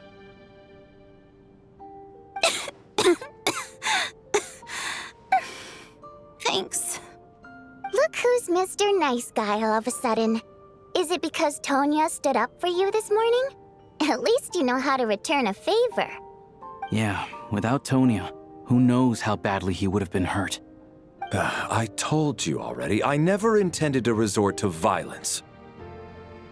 Duh, bunch of rascals. Little girl? I was rather surprised when you spoke up for me this morning. I didn't think I had many admirers here, so, thank you. Oh, no need to thank me. I said some bad stuff about you too.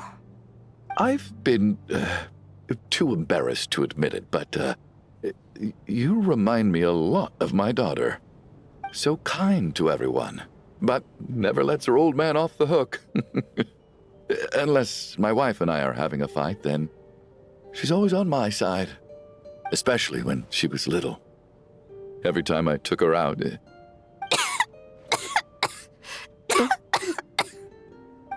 All right, easy now. How long have you had that cough, Tonya? I don't know. It's probably been a while.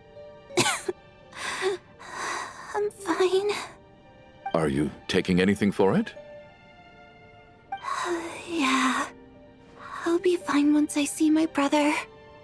He's gonna pick some frost fairy flower leaves and brew a tonic for me. I'll feel much better once I drink that. I see. That's good to hear, then. We should probably discuss arrangements for tonight. Now that the deceased has left our midst, there shouldn't be any more incidents. However, out of an abundance of caution, I'll keep watch. Shouldn't we take shifts? I can take one if needed. No need. I managed to get a nap in earlier, so I have plenty of energy right now. After all the tension of the past few days, everyone else should just focus on getting a good night's sleep.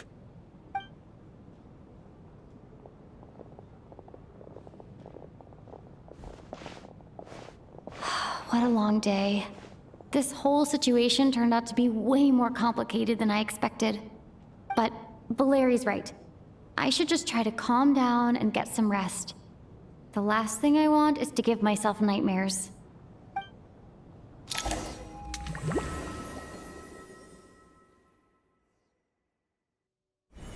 She's awake. She's awake! Get over here, you big lug, and take a look!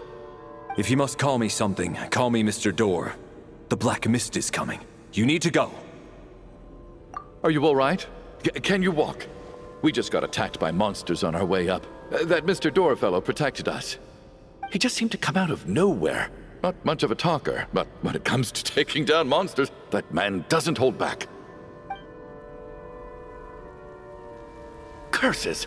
The Black Mist is catching up to us. We need to keep going. I'm so exhausted.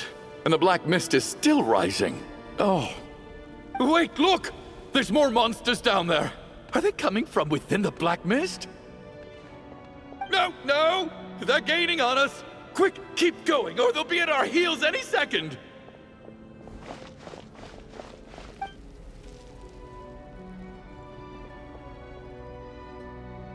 Mr. Door, what are you doing? We need to get out of here. They're coming!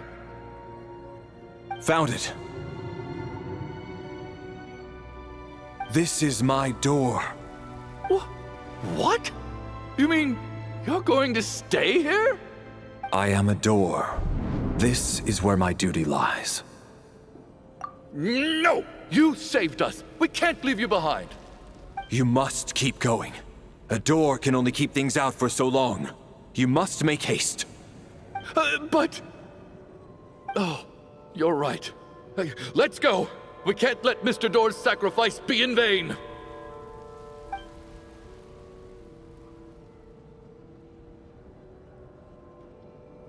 The black mist isn't moving anymore. Looks like both the monsters and Mr. Door are gone. I didn't just imagine all that, did I? Surely I wasn't so scared out of my mind that I hallucinated a door as a human being? Oh, okay, good. There's no way we both hallucinated the same thing. Getting sleepy? Well, looks like we're safe for now. Go ahead. Let's get some rest.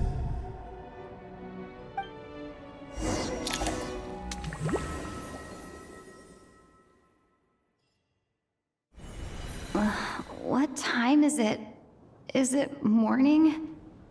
I think I had a nightmare.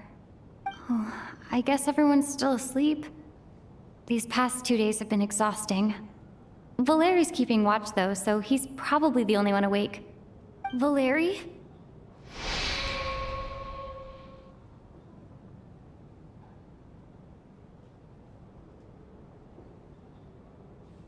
Wake up!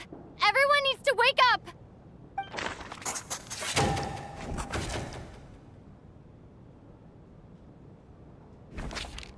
Just like the last 2 nights. No clear cause of death. I've been a real thorn in your side, haven't I, Mr. Valeri? Now you can rest in peace. But for me, life will be all the duller for not having to run away from you, my friend. How's Tonya? Is she okay? I just checked on her, and it doesn't seem like anything serious. She's just exhausted from the past couple of days, and she's still recovering from her illness. We should let her sleep a bit longer. That means Valeri was the only one who died last night. If Valeri was awake and keeping watch, it would have been impossible to kill him without waking everyone else up. That much is certain. This is so frustrating. Why has nothing changed since yesterday?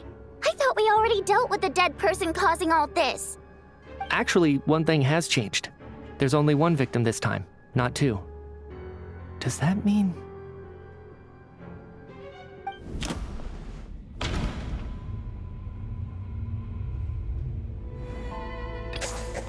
After the deceased Shram left, there was one less victim last night. That more or less tracks. It's a reasonable conclusion, considering the only variable that changed. Oh, the number of people who die each night is equivalent to the number of dead among us. That's your theory, right? Exactly. We identified Mr. Shram, and the night after he left, the death toll dropped from 2 to 1. By that logic, there must be one more dead person left among us. Another one? But there was only one person unaccounted for in the ticket checks, right? The head count should match up now.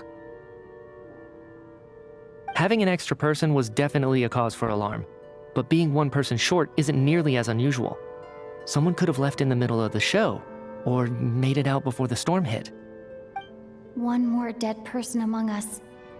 If Mitya's theory is right, then what Odette told me seems a lot more relevant. It's just, at the time, we had no reason to think there was more than one dead person. If only we'd taken it more seriously as a possibility, maybe this could have been avoided. I'm sorry. This is my fault. I had information that could have been helpful, but I held back. I should have brought it up right away. I'm partly to blame as well. I was too quick to dismiss Odette's concerns. What is this about? What have you two been getting up to behind my back? Sounds like there's some big news you've been keeping from the rest of us. Well, we're all ears.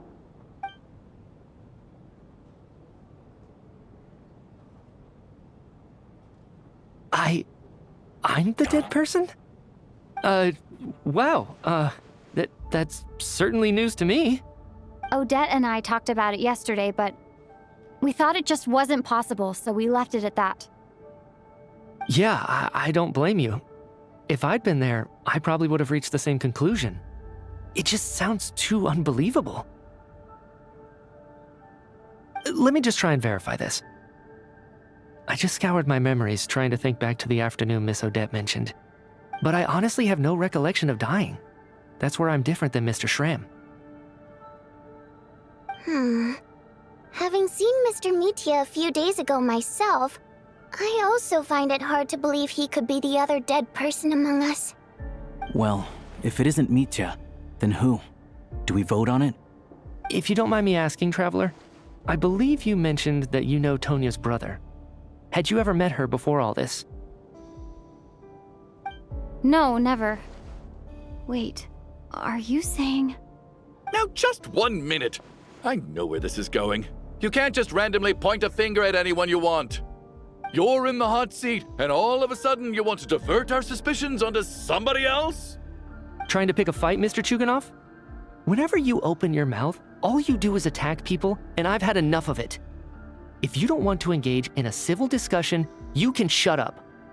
You little brat! Did Mitya ask about Tonya because he suspects her? I suppose I only identified her by age and nothing else. Could that mean... I'm just saying, you're going around casting suspicion on people for no reason. How could Tonya be dead? I can vouch for her, if nothing else. I've seen her before. She's the sister of that Harbinger, isn't she? The one called Child. Oh, really? You're telling the truth? Since being here, I don't think I ever mentioned she was Child's sister specifically. Does Chuganov actually know her? If Chuganov can vouch for her, then it can't be Tonya either. In which case, it seems unlikely that there's another dead person among us at all. Miss Odette, could you go over that afternoon with me one more time, when you found me dead? No problem.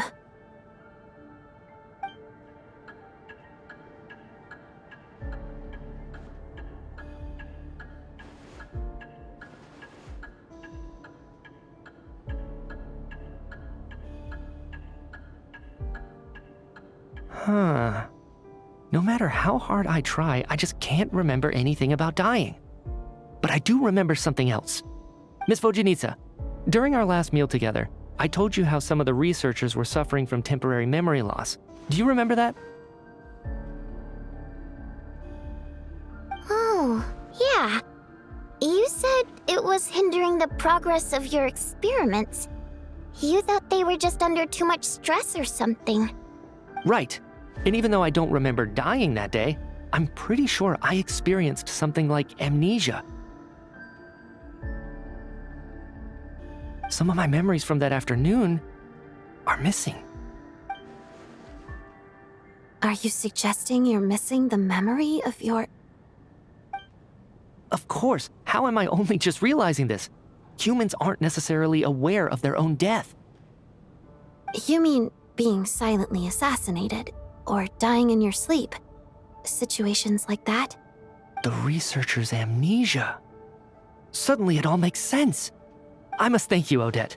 I think your perspective just helped me reach a breakthrough on a series of issues that have been troubling me for quite some time. All right. It's decided then. I'll be the one to leave today. Oh, leave? Hey, wait a minute. Aren't you rushing into this? What if you're wrong? You'll pay with your life. Come on, kid. Aren't you gonna fight for your life? This seems like a rash decision. I have other reasons beyond what's been discussed. In fact, thinking back, I remember during Miss Odette's performance, while I was sitting in the audience stalls, a brilliant new idea for my research popped into my mind. But then, my train of thought suddenly cut off. I can't remember it now at all, and I didn't take any notes. I guess that must be another instance of temporary amnesia. No. Hold on. I see where you're going with this. You're suggesting that each instance of temporary amnesia is a death, right? There's a glaringly obvious flaw in that idea, no? How can one person die so many times? I believe Miss Odette's account. During the period where my memory is blank, I must have been either dead or in a similar state. All it would take is for the same thing to happen in the theater and I would come under the effect of the ley lines in this vicinity. This increases the likelihood of me being the deceased, does it not? But There's no evidence to suggest that anyone other than me is a candidate for the deceased. So allow me, as a scientist, to treat this as an experiment. Please relax, everyone. I don't think things are as bad as they may seem. If I really am the deceased, then to leave the theater will be a relief for me. If, on the other hand, I'm still alive right now, well, apparently you've all witnessed my resurrection recently anyway. Who's to say I won't return from the dead again this time?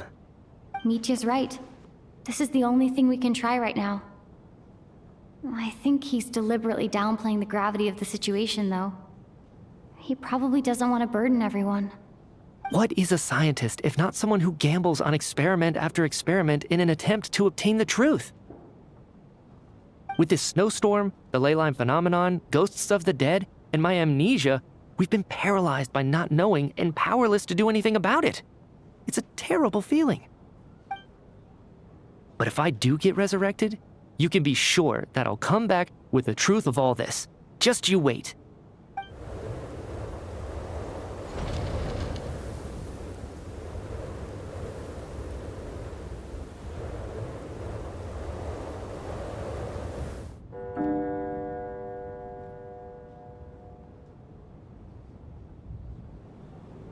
Poor Mr. Mitya. I didn't even get to see him one last time. Maybe it's a good thing that you weren't there to see it. It was a hard thing to watch. I hate goodbyes. Why does it feel like everyone around me is slowly disappearing? Not just in here, I mean. In the outside world, too. Maybe it's the realization that, at the end of life, everyone has to face it alone. Come to think of it, the main reason we're still alive right now is pure luck. Each morning here, for every one of us, there's the chance that we might not wake up. You could take it a step further and say that the same is true outside, too. Who can ever be 100% sure when they drift off to sleep that they'll open their eyes again in the morning? If I make it out of here, I'm going to cherish every moment that I'm awake and live without any regrets. Without regrets? I feel like a strange sense of anxiety has been quietly growing inside me over the last 2 days.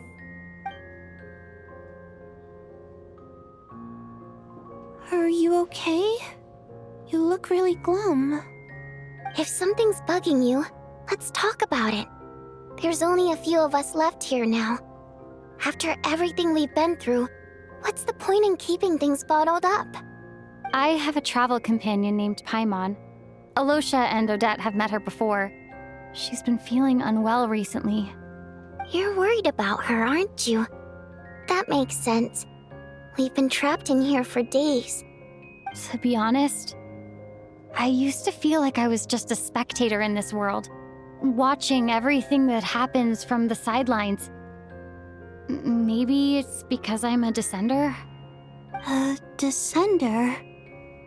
But with Paimon by my side, over time, I slowly felt my connection to this world growing stronger. She loves eating, sleeping, and having fun, but she's also a great guide. It's her authenticity that makes this whole world feel more real for me. Over the last few days that we've been apart, I've often caught myself wondering, what would Paimon say if she were here right now?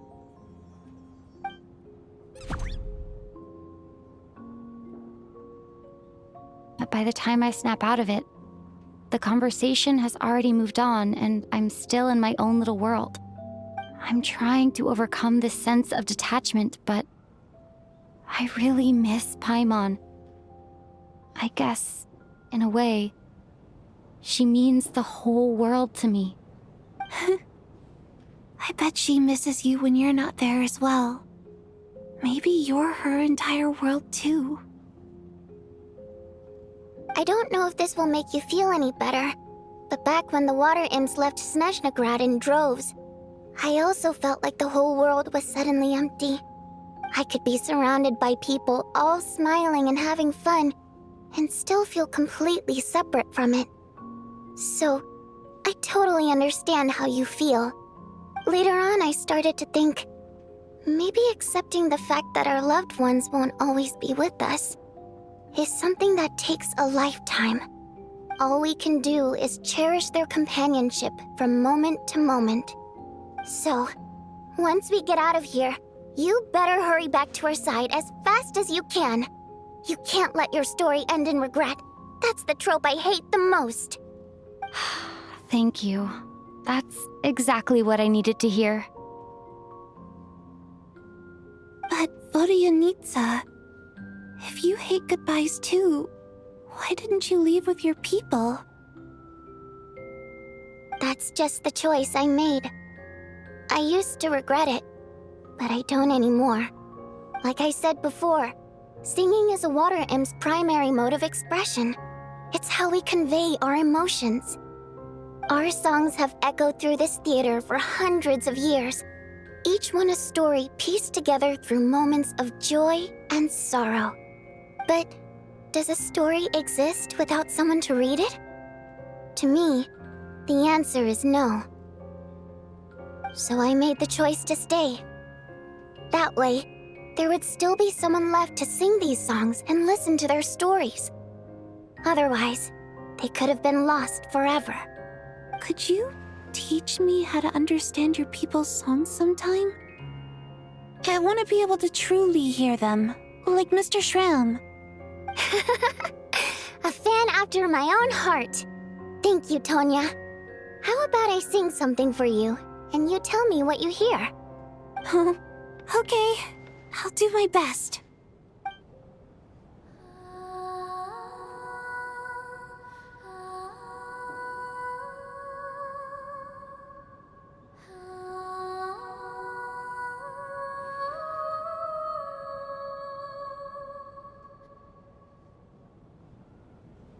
I've never heard that one before. I feel like I can hear a sense of longing somehow. I wonder why that is. Color me impressed, Tonya. You're a keen listener. Most people can only tell if a song is happy or sad. I didn't think you'd be able to pick up on such specific details. So, what's the song about then? Come on, tell me! I've actually never performed this song in the theater before, because it has more of a ceremonial purpose for our people. It's not meant for the stage. It means something like, "May those we have lost watch over us, and follow this song back home in the night, so that we might be reunited once more." No wonder I could hear that sense of longing. You sing it for loved ones who have passed away. I hope it reaches them. It's getting late, Tonya, and you're not well. We should all turn in early. I suppose there's no reason to keep watch tonight. Okay. But, before I go to bed, could you sing that song a couple more times for me, Vodyanitsa? Of course. Anything for my #1 fan.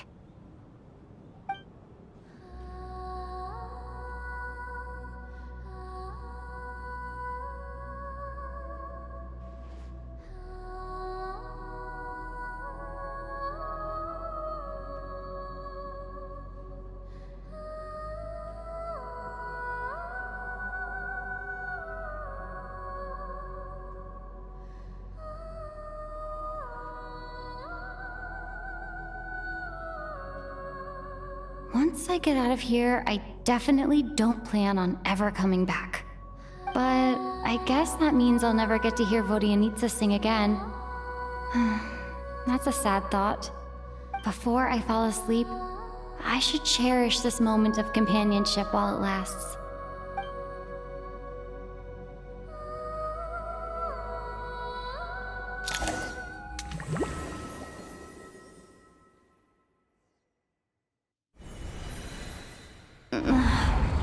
Where am I? It's so dark in here. and I feel kind of dizzy. Am I alone? Huh? What was that noise?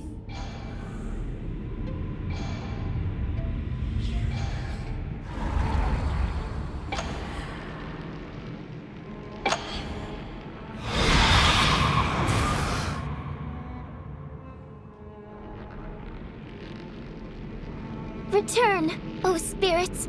Fulfill your oath of protection.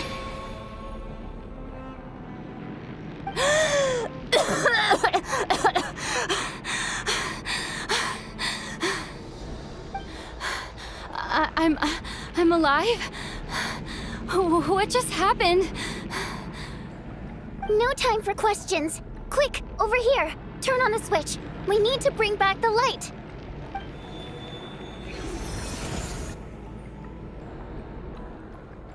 All right, we're safe.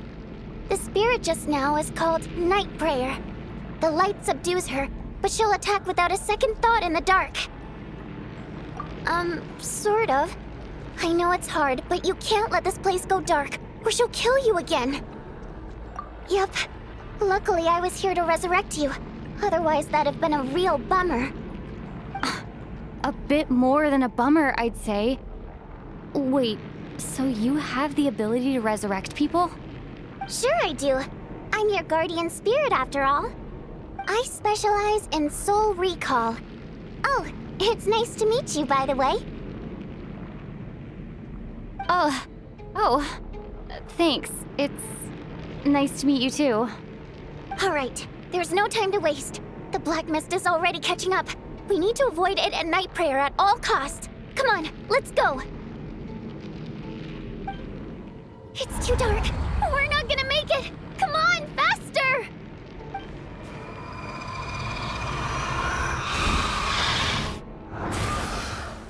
Traveler! I won't let you die like this.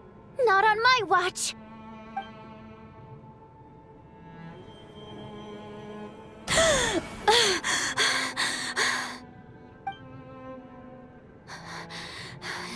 Even though it's not permanent, dying is definitely not a pleasant experience. Great. You're back. Yeah, thanks to you. Time for you to get out of here. Quick, before the light runs out. What about you? You're not coming with me? I can't.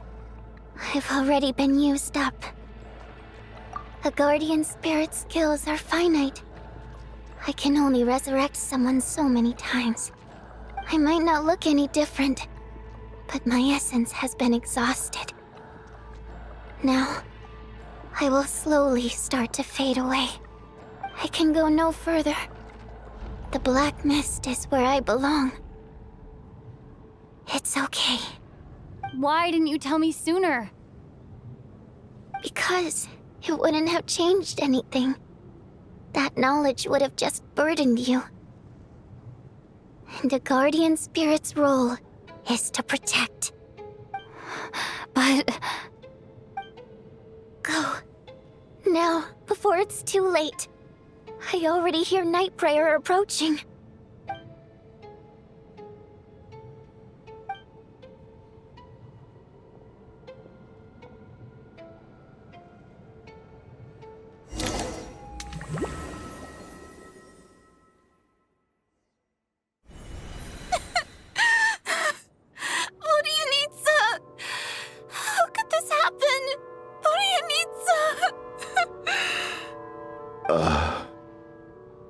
Well, I guess there's no need to inspect the body.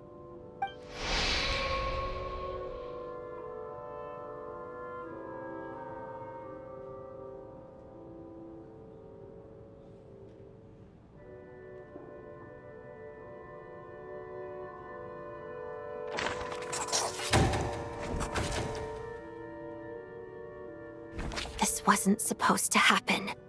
You lied to us, didn't you, Chuganov? You've been lying from the start.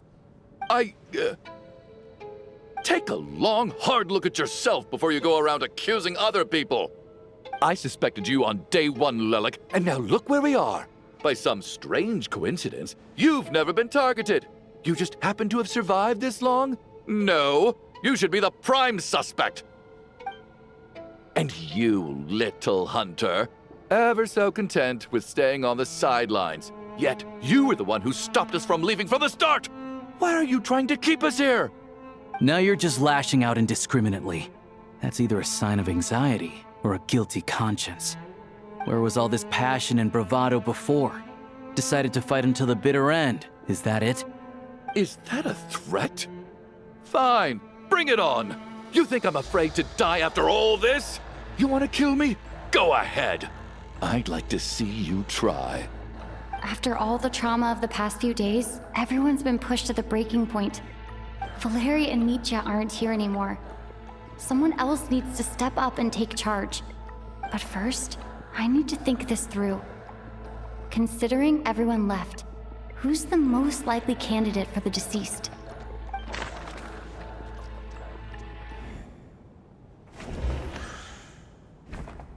Of those who remain, the only person we've never met before is Tonya. There is room to doubt her true identity. People are easily misled by first impressions. Now that I think about it, Child's sister was in fact a label I imposed on her due to my own assumptions. But Mr. Chuganov vouched for Tonya's identity yesterday, with basically no other possibilities left. Could it be...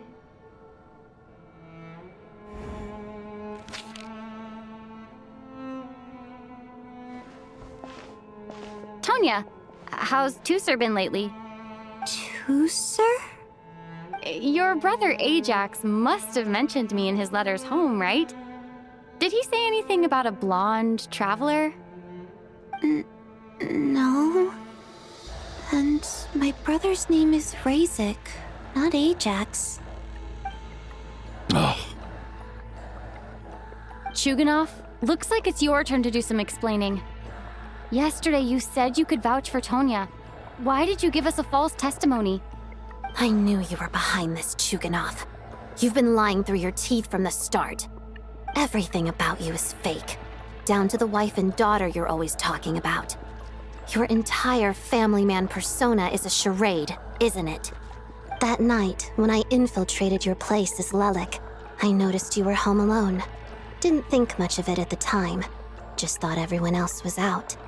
But thinking back on it now, that doesn't seem very likely. My guess is, you live alone, don't you? Even that was a lie?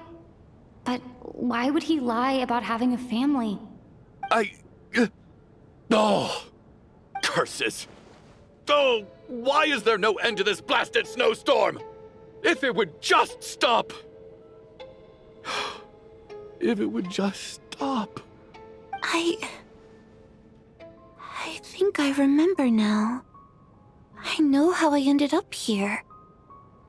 It feels like a distant memory. But at the same time, it's just like it was yesterday. The reason I'm always coughing is because I got sick with frostbite. The locals usually call it the snow cough. It's not a very common illness. It's partly genetic and partly caused by the cold climate, but it can be fatal.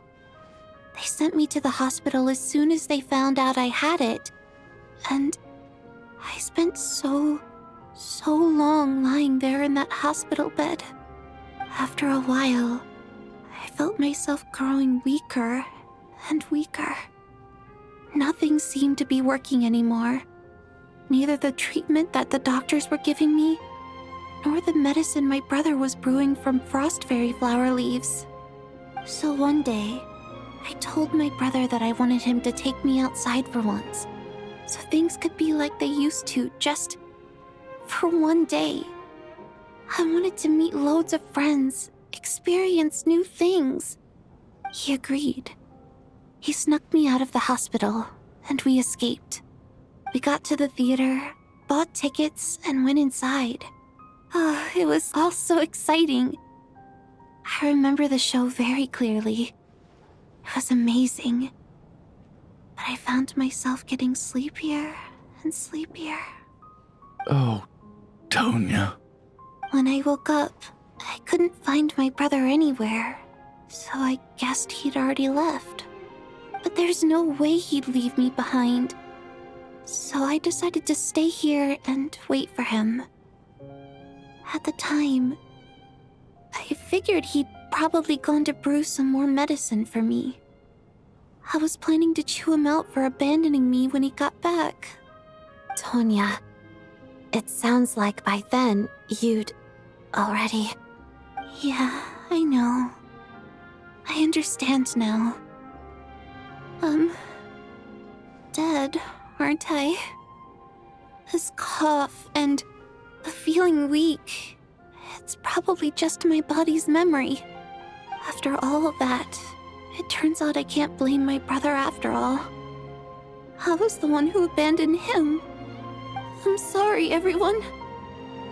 I realized this much too late. It seems like death skewed my perception. And now I've dragged you all into this mess. Your name probably isn't even Tonya, is it? Didn't that ever strike you as odd over the last few days?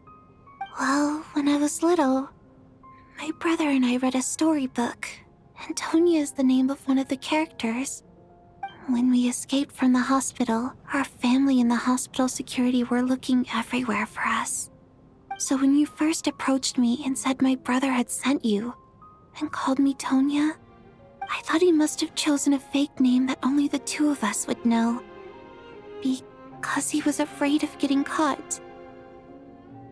Now, it seems like that was just wishful thinking. At least your memory of death isn't painful. That is a small comfort. Now it's your turn, Chuganov. Talk to us. I believe no lie is ever told without a reason.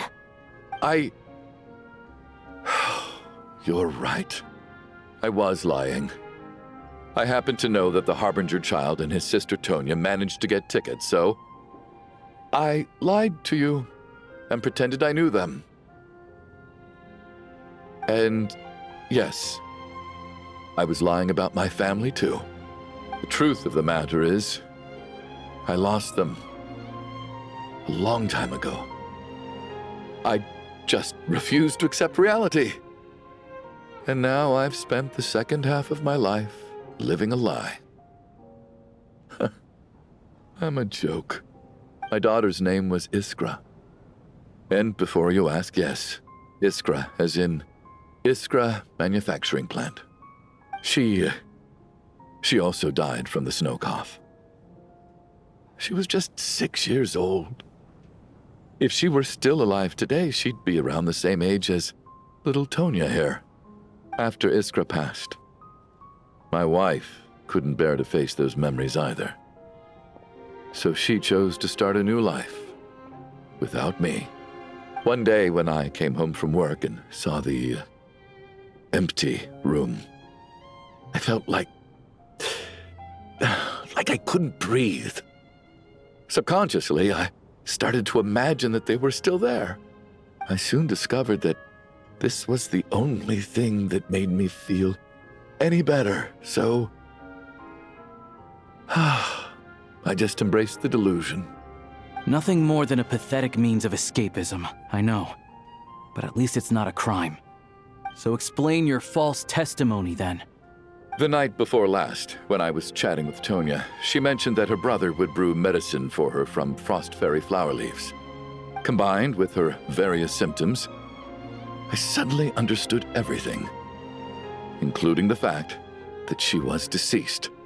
The snow cough used to be an incurable illness. I would pick frost fairy flower leaves to brew medicine for Iskra too. It took hours and hours on the stove. But the year after my daughter passed away, the Jester of the Fatui announced that a cure for frost blight, also known as the snow cough, had finally been developed. It turned out that all previous treatments were completely ineffective. No better than random concoctions. That was the final straw for me. I just couldn't take it anymore. Just one more year. One more year, and everything would have been okay. So, more than anyone. I know full well that, in this day and age, no one in their right mind would still be using frost flower leaves to brew medicine for the snow cough. Poor Miss Tonya, therefore, had to have been from an era when snow cough was still a terminal illness. So, you projected your daughter onto her? Even though you knew she was one of the dead? That doesn't make any sense. You knew she was already dead. What did you hope to achieve by protecting her? I just don't believe in your crackpot theories, nor do I approve of your actions. How can you just declare a living person dead and throw them out into that snowstorm? Nitia's gone. My good buddy Shram's gone. And now it's Tonya's turn, isn't it? The others I can make my peace with, but little Miss Tonya, here she is, standing right in front of us, alive and breathing, and fighting her own battles. Yet you're quite happy to say she's dead? I just want her to live. Once this snowstorm is over, the very moment it stops, I'm going to march out that door and find someone who can fetch the very best medicine for her snow cough. I'll be damned if I'm gonna let you cast her out into the snowstorm before I have the chance to cure her. Not again! Not this time! Not when the cure is right within our grasp! I'd never be able to forgive myself. Mr. Chuganov, stop. I can't let you do this. Tonya. By the sounds of it, you've known I was dead since the night before last, right? I really liked Mr. Valeri, Mr. Mitya, and Miss Vodyanitsa. And now they're all dead because of me. I'm not happy about that. The reality is, you've been trying to fight your own demons through me. But all you've really done is trap me inside your delusion along with you. No! Listen to me. I want to save you. I do! Well, at this point, I'm quite sure that I'm dead. I don't need to be saved. The time I got to spend with all of you is more than enough for me. Despite all the bad things that kept happening, I got to meet so many interesting people and spend so many days and nights by your side. Since the day I escaped that hospital until now, this has been an adventure I never even dared to dream of. I'm very fond of you all. If it were only possible, I'd trade my soul to bring back the ones who died. If it meant things didn't have to end like this. And that's why I'm not fond of you at all, Mr. Chuganov. I'm sorry. It's them that you owe an apology to, sir. Not me. Well then, I suppose this is it. It's time for my adventure to end. I've caused enough trouble. You're leaving already? It's still early. Don't you want to stay a little longer? No thank you. Oh, and by the way, my name is Patashka. It was nice meeting you all. Feels strange that we're only being properly introduced now that it's time to say goodbye. Patashka.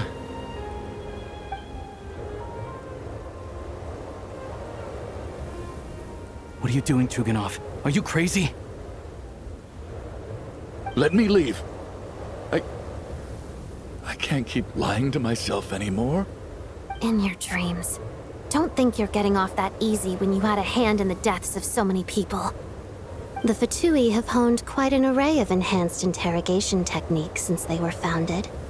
Once we're out of here, Lelik will personally give you a taste of every last one.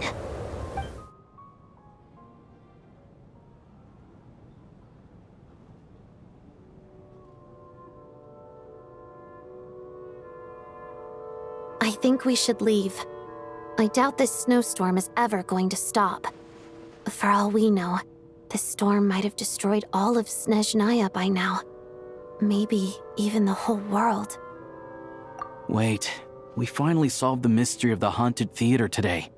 Maybe let's at least try to enjoy tonight? Fair enough. I don't particularly feel like dying in Chuganov's company anyway. And yet you won't let me die first.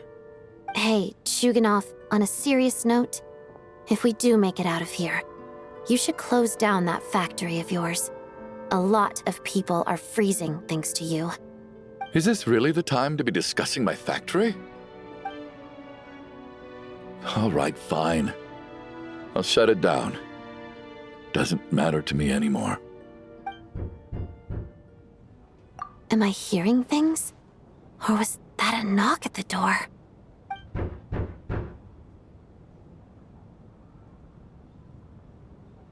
There it is again. But I don't understand. The snowstorm hasn't stopped, has it? Should we open the door? Is this it? Is this nightmare finally over?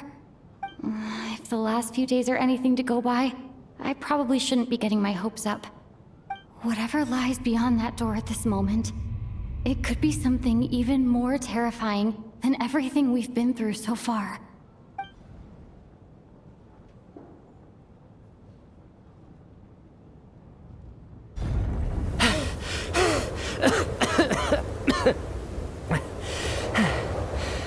Hey everyone, I'm back. How are you doing? Feeling any better? Much better, thanks. Whew, it is so good to have you guys here. I was a little worried that the theater would be empty by the time I got back. Let me see. Tonya and Vodyanitsa are missing, which means Vodyanitsa died last night. And then you discovered that Tonya was the other dead person. Am I right? Not Tonya. Pitashka. First, tell us how you made it back here. Given the conditions outside, no one should be able to return alive. You're right. The thing that got me back safely was a song. I heard someone singing. After walking into the snowstorm, my mind grew hazy. I don't know how long I walked through the storm before my mind completely slipped away. Then, suddenly, I heard the sound of singing. The voice instantly brought me back to my senses, and I regained consciousness. So I followed the voice, searching for the source of the singing. I searched and searched, until finally, just a few moments ago, there was the entrance to the theater, right in front of me.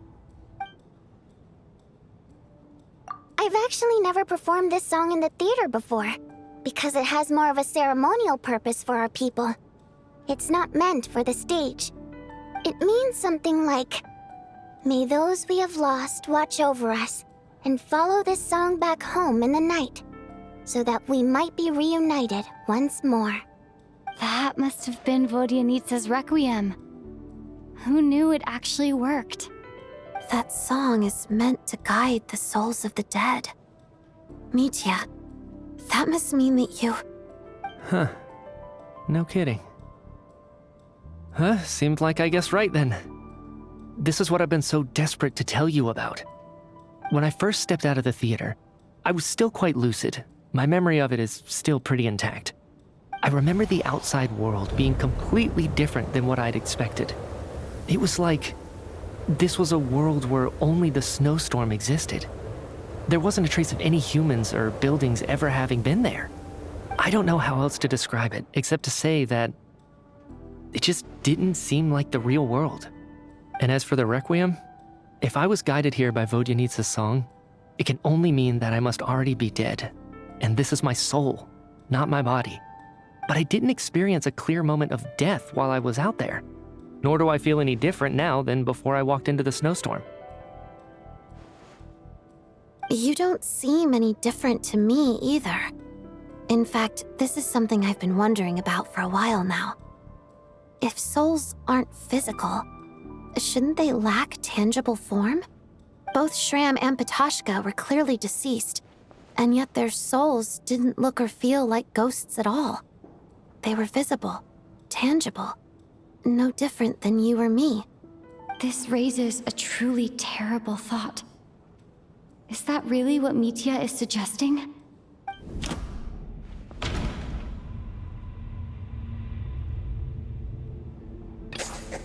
Mitya's soul was summoned back by the Requiem, confirming that he is indeed already dead.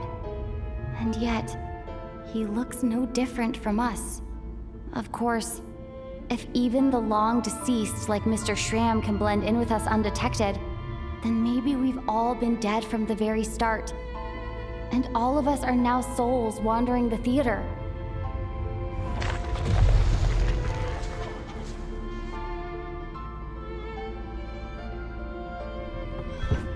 Yes. I think that this is probably the afterlife. What did you say?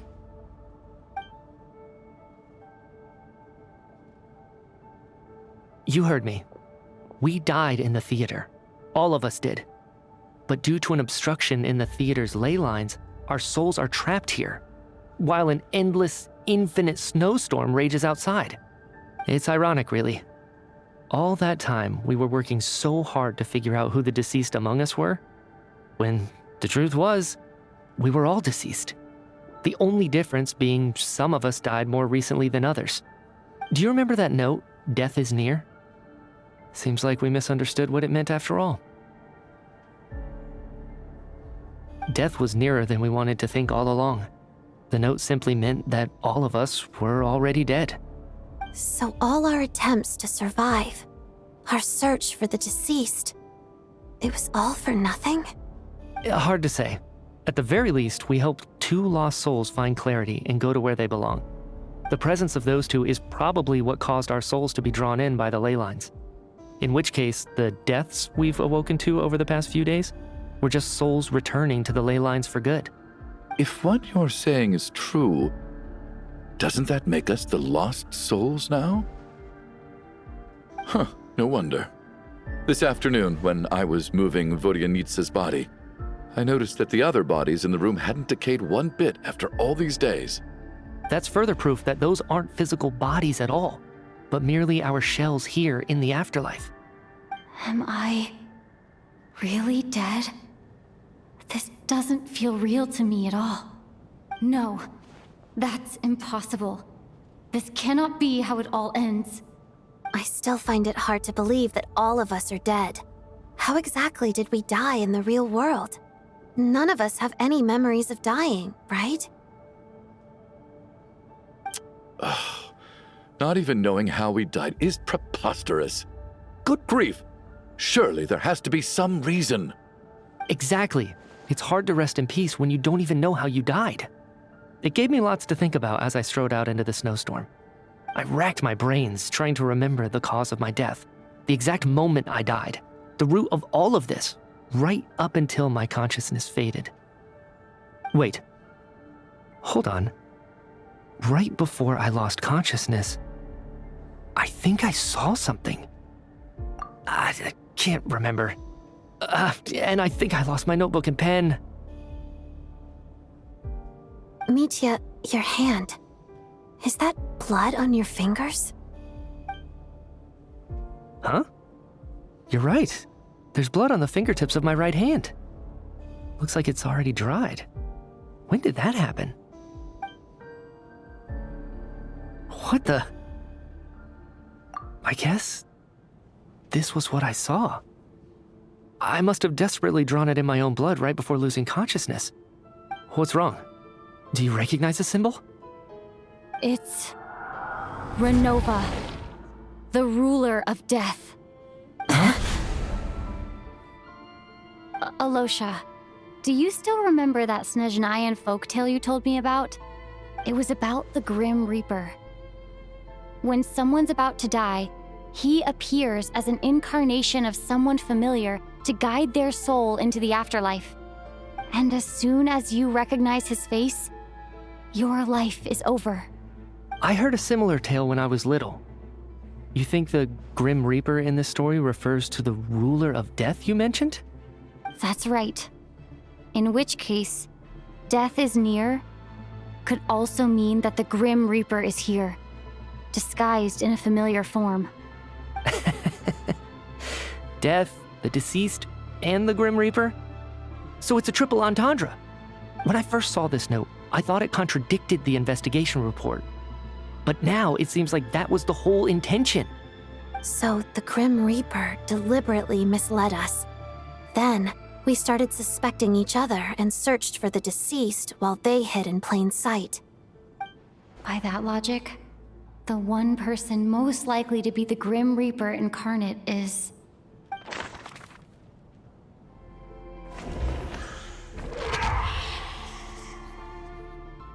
No doubt about it. It's Alosha. Looking back at how everyone has acted over the past few days, Alosha is most likely the Grim Reaper lurking among us.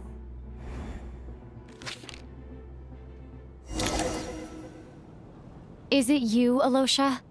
You were the first to discover the investigation report, and you had plenty of time to slip the note inside to mislead us. So? Surely you can't suspect me based on that alone. What if someone else found the investigation report first, slipped the note inside, and then put it back without telling anyone? There's no denying it. The note could easily have been slipped in much earlier than it was discovered. That's not all. I've also noticed that, although on the surface, Valeri, Mitya, and sometimes I were the ones taking charge of the situation, looking back now, even though you didn't say much, you were always subtly guiding everyone from the sidelines. What do you mean? You were the one who emphasized how dangerous it was outside and insisted we all stay here. It was also you who suggested that we all sleep in the same place. And earlier today, you tried to convince Ptashka to stay. I don't understand why, but it was out of character. So, you didn't understand my intentions, and now you're assuming the worst. Seems pretty unreasonable if you ask me.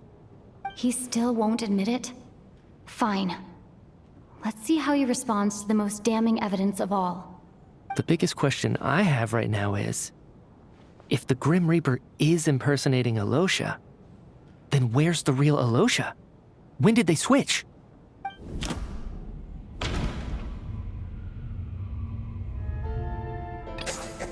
That's right. This was the moment. Right at the start, before any victims had even emerged, Alosha was switched with the Ruler of Death while everyone's guard was still down.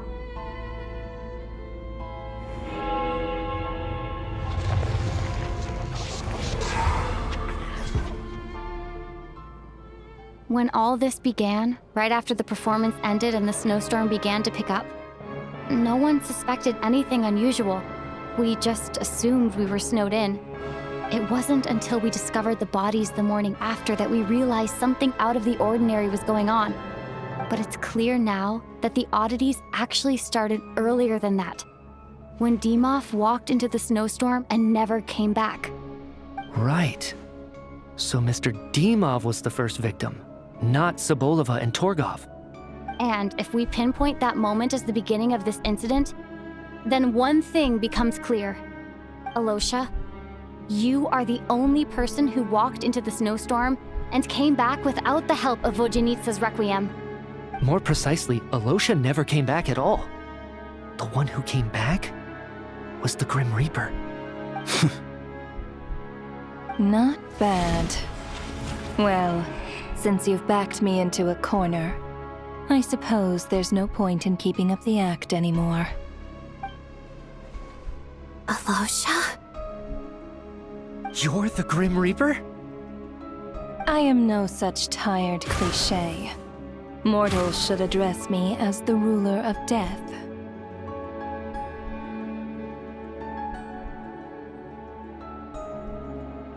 Before being wiped out for good, you identified the two deceased, and even sensed my presence. A commendable achievement. Far beyond what I expected.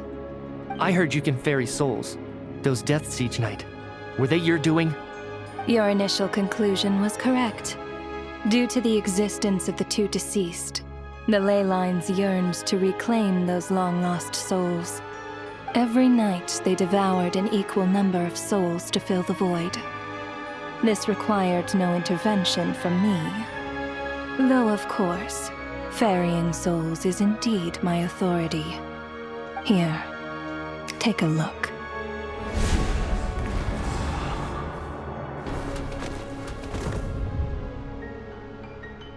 What are you doing? That takes care of today's too. Don't get so worked up. You are already dead, and your souls must return to the ley lines. I know we're already dead. You murdered us, didn't you? Murdered? No. Murder is when mortals usurp my authority.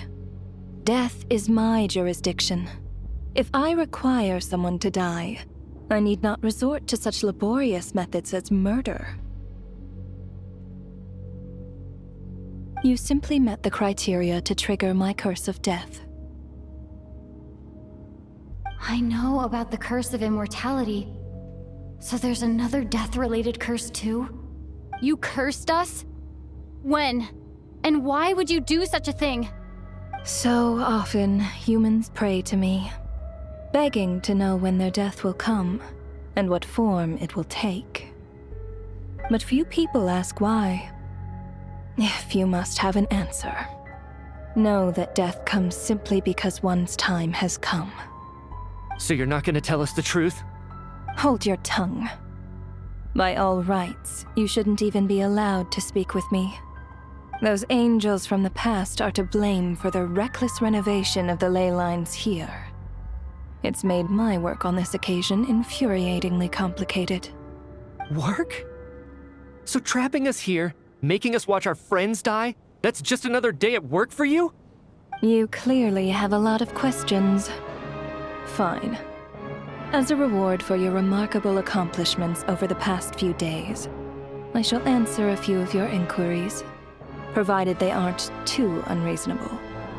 After the physical body dies, the soul must return to the ley lines for that person's death to be considered complete. My work encompasses the entire process of death, including, naturally, the guiding of souls into the ley lines, with which you are now so familiar. You must also be rather familiar with Natlan's Night Kingdom, I presume? It was I who supported the creation of the Night Kingdom. It provided a convenient means of guiding the souls of Natlan. Here, too, the ley lines connected to the theater underwent some modifications. The angels hoped to make them capable of accommodating the souls of some special creations. But this actually hindered their ability to accept ordinary souls to some degree. This effect manifested itself after you died from the curse in the theater, leaving you stranded in the afterlife, unable to achieve a complete death. But if souls who die from the curse of death fail to return to the ley lines within a short window of time, they will miss their chance for good. Then, they will remain forever suspended between life and death, no longer subject to the authorities of either. So if you don't resolve this matter soon, and see all our souls return to the ley lines before long, we'll escape your control. Mitya is sharp. This must be what Renova was worried might happen, and the reason she got involved to begin with. But if you have the authority to guide souls, why didn't you just show yourself and get it over with? Why hide among us in the form of Alosha? You seek to understand the mind of a god. Very well. I'll tell you. This is a theater, and I decided I wanted to watch a show about death. That's why I encouraged you to take the events to the stage. I found myself getting quite immersed. I suppose the entertainment you provided makes up for all the trouble you've caused me by being so defiant in the face of death. There. Are you happy with my answer? Can't say I am. Really? But it fits the stereotypes you humans have about gods. Just moments ago, you were complaining about how infuriatingly complicated your work here has been. Work is work, I get it. There are times when it's a huge pain, but you just have to get it done, right? That's a rather unique perspective for a human. You are in fact correct. There is a pain point in this case. Due to the obstruction in the theater's ley lines, There is a hard limit on the number of souls they can receive each day, making it impossible for me to ferry all your souls at once. Revealing my identity too soon would inevitably have led to futile resistance, and there was a risk that any souls who chose to run would disappear. Then there was the issue of the 2 lost souls you called the deceased. The way you resolved that quandary was all part of my design. That's what I don't understand. If all of us were souls of the dead, what made their presence among us special? For centuries, they have refused to return to the ley lines, exploiting the issues created by the angel civilization to resist being drawn in. Centuries of obsession accumulated during this process. You may think of this obsession as the resentment of the dead, and in this quantity, it was a bomb that could have detonated at any moment. It reached the point where I could not afford to leave it unchecked. But the only way to fix it was to help them acknowledge their own deaths, make peace with their regrets, and willingly walk into the snowstorm. Only then, with my guidance, could they finally return to the ley lines. Otherwise, you would not like to know what the consequences would have been. I vaguely remember seeing Patoshka, but in the most terrifying form. Was that in a dream? Is that what would have become of her if she hadn't returned to the ley lines? I see your dreams brought you many revelations. So you see, death in fact grants wisdom to mortals. Souls connect to all things in the world and see the chain of cause and effect between them. It's nothing unusual. Anyway, giving psychological counseling to lost souls is not my strong suit.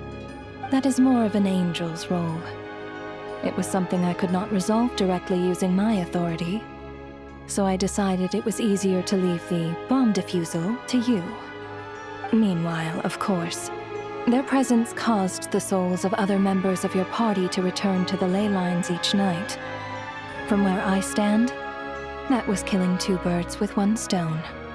As both issues slowly resolved one another without me having to lift a finger, all I had to do was stay close by and keep the situation under control. Then use my authority to wrap things up at the end. And, of course, while I was at it, I thoroughly enjoyed watching this drama, dealing with death from a mortal perspective, play out on the stage. Sounds like you had it all figured out, Grim Reaper. I just did the math. You said there's a hard limit to the number of souls the ley lines here can receive each day. It's 2, isn't it? That much is obvious, even to a fool. It's time to review this whole affair. If the ley lines can only take in 2 people per day, I need to go over the deaths from these past few days again.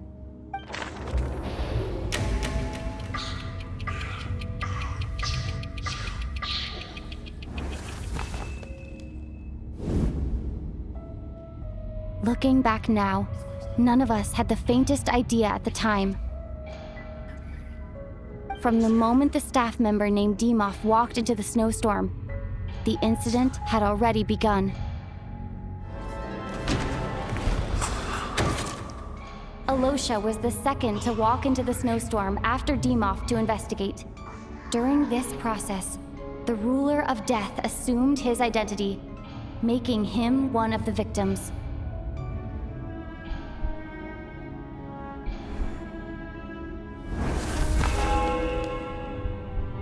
During our first night in the theater, everyone was caught up in the novelty of it all.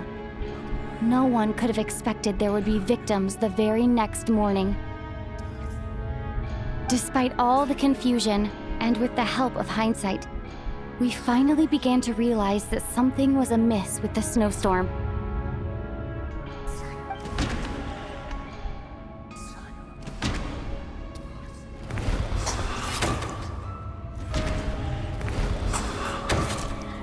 The ley lines devoured Torgov and Sobolova on the first night. At the time, we thought this might be a murder case connected to Lelek.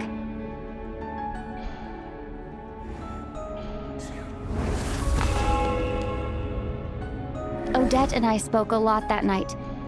3 people were on watch, but in the morning, we discovered that someone had fallen victim all the same.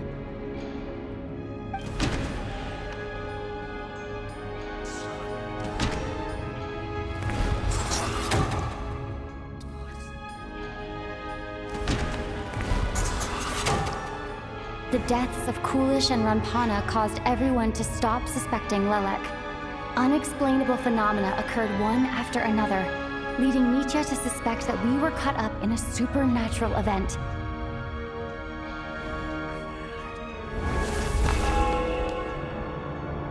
Later, we discovered that there seemed to be an extra person among us, and subsequently discovered the existence of the deceased.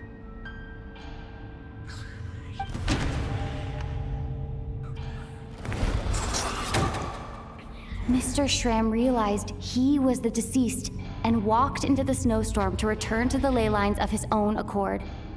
It turns out there really was a dead person among us.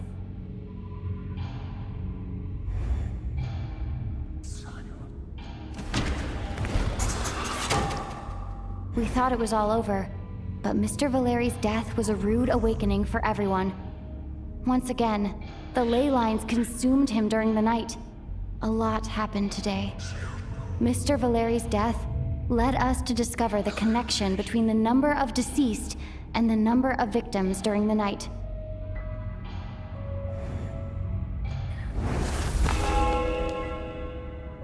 The fact that there was more than one deceased seemed to bring us back to square one.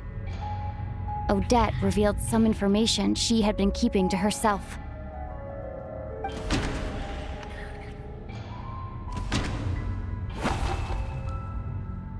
Although Mitya did indeed walk into the snowstorm that day, he returned from the ley lines with the help of Vodyanitsa's requiem. The void in the ley lines hasn't been filled, so let's rule out Mitya for now.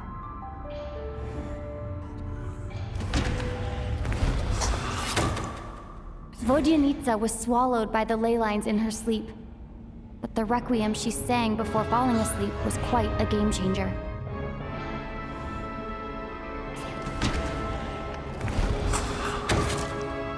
As it happened, Patashka filled the void left by Mitya's return from the ley lines by walking into the snowstorm this morning.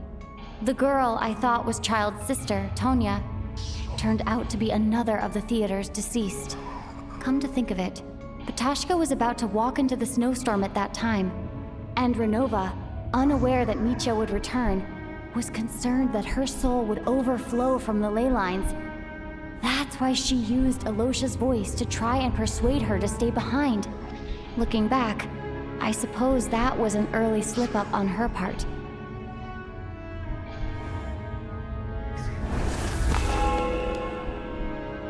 No one could have expected anyone who walked into the snowstorm to return. But just after nightfall, Mitya returned, bringing crucial information with him. Various truths began to surface, including that all of us were already dead, and that the ruler of death was here among us. Then, after revealing her true form, Renova callously claimed 2 souls.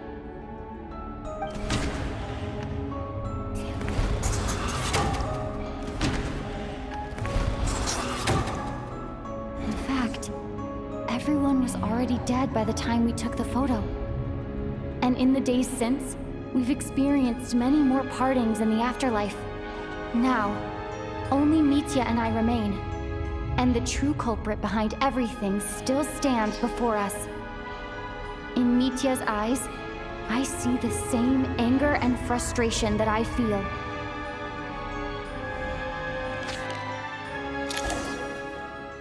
That covers everything. It's all clear now. Your work isn't finished here yet, is it? The Traveler and I are still standing here, safe and sound. The Water Imp's song threw things off a little, but it is of no consequence. The ley lines have already anchored your soul, and the first ray of light tomorrow morning will take you back. I, meanwhile, need to review my attitude towards the Water Imp race. So the reunion in the night that Vodyanitsa mentioned, I suppose that was never meant to be a permanent reunion. That just leaves you, traveler. My power only allows me to temporarily separate your soul from your body. The ley lines of Tevat would not accept you, and your soul is firmly anchored to your body by your will. For a descender like you, who is not bound by Tevat's rules, your death can only be brought through the most violent of means, such as directly destroying either your body or soul. I have no interest in involving myself with Descenders, for now. Although, this may change if Asmodee remains missing, or you insist on interfering with our affairs. One last question then. All our struggles and sacrifices here, they were meaningless from the very beginning, weren't they? Death abides no reason. Besides, what you call sacrifice is merely a concept created by humanity. To me, it is nothing more than a self-indulgent charade in the face of death. Mere mortals fantasizing that their actions could reclaim something from my grasp. A truly laughable idea.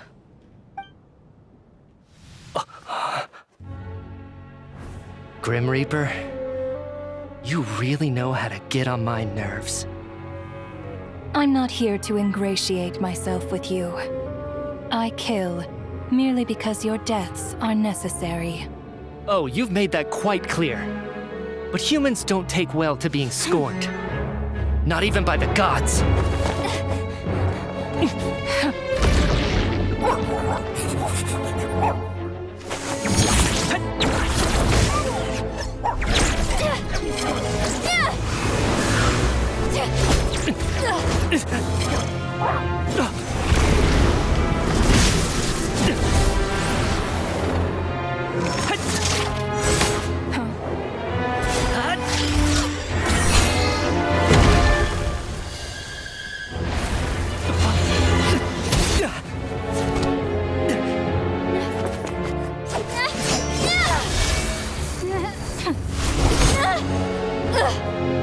This is futile.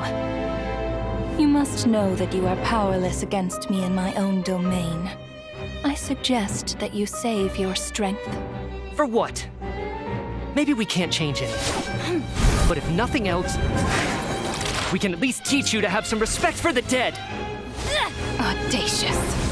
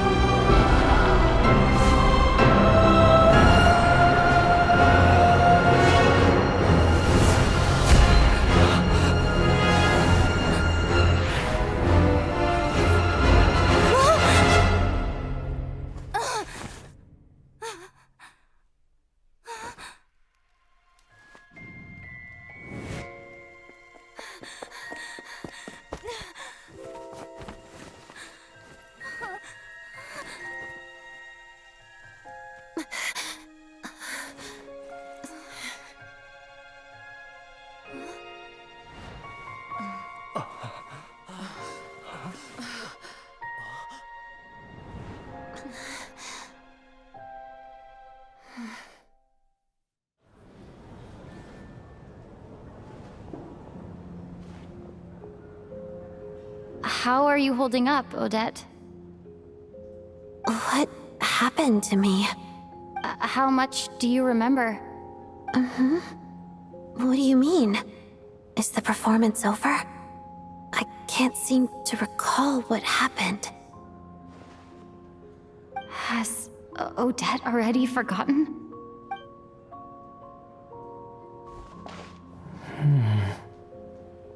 Mitya? Oh, I'm sorry. I guess I spaced out there for a second. Remind me who you are? Don't you remember anything?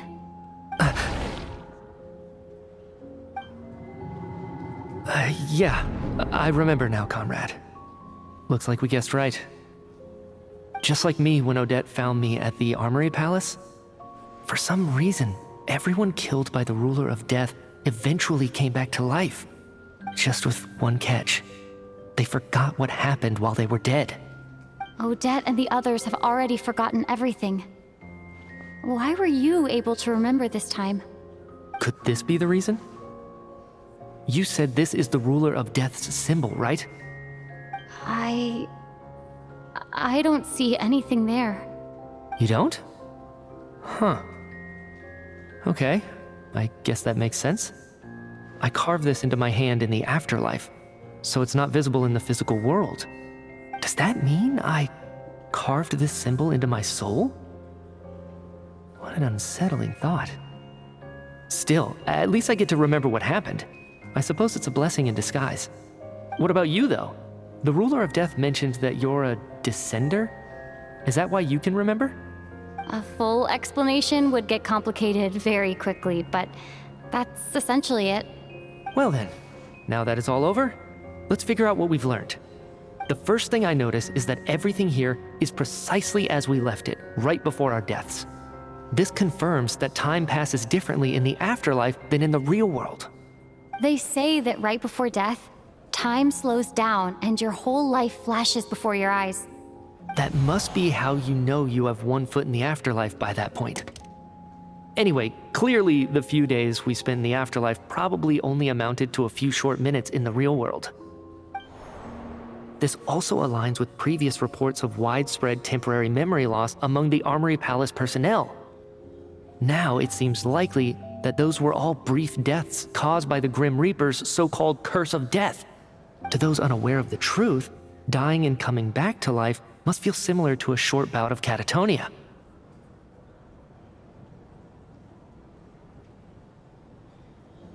This leaves me with a couple big questions. What are the conditions that trigger this so-called curse of death? And why are we resurrected after we die? If nothing else, I think it shows that killing us wasn't her ultimate goal. We still don't know her true reasons for subjecting us to death. Right. This time only got complicated because of the situation with the theater's ley lines. That's why she had to approach it differently. If the previous incidents of amnesia among the researchers are anything to go by, killing us is usually a pretty routine matter.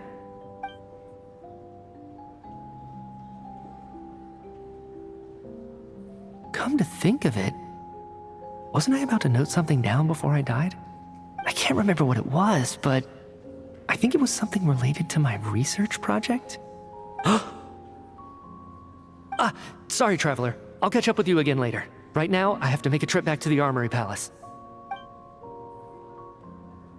Ma'am, if I may, no one of your description has ever shown up in my investigations into Mr. Mitya's friends. Yet, you two seem very familiar with each other. Could you perhaps tell me where he was in such a rush to get to? And, by the way, have we ever crossed paths? Forgive the presumptuousness, but I feel a vague and indescribable sense of familiarity about you. I can explain everything. Could you help me gather everyone in the theater in one place?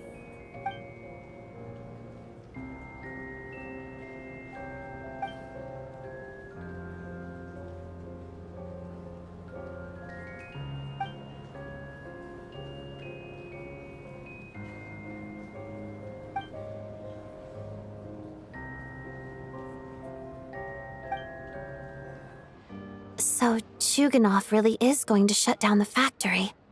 I guess this theater incident actually did us some good after all.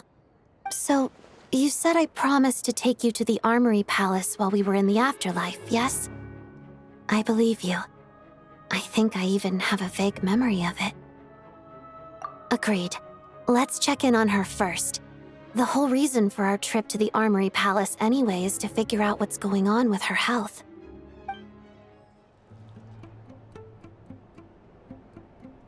I'm finally back. Even though a long time has passed from my perspective, as far as Paimon's concerned, I probably just went out to watch a very short show. I should keep my emotions in check when I see Paimon again, or it'll seem weird. Wait. The atmosphere here feels off. Shh. Stay quiet. Let's go inside and take a look. Have we still not been able to notify Child yet? We need new orders. What if that person comes back again?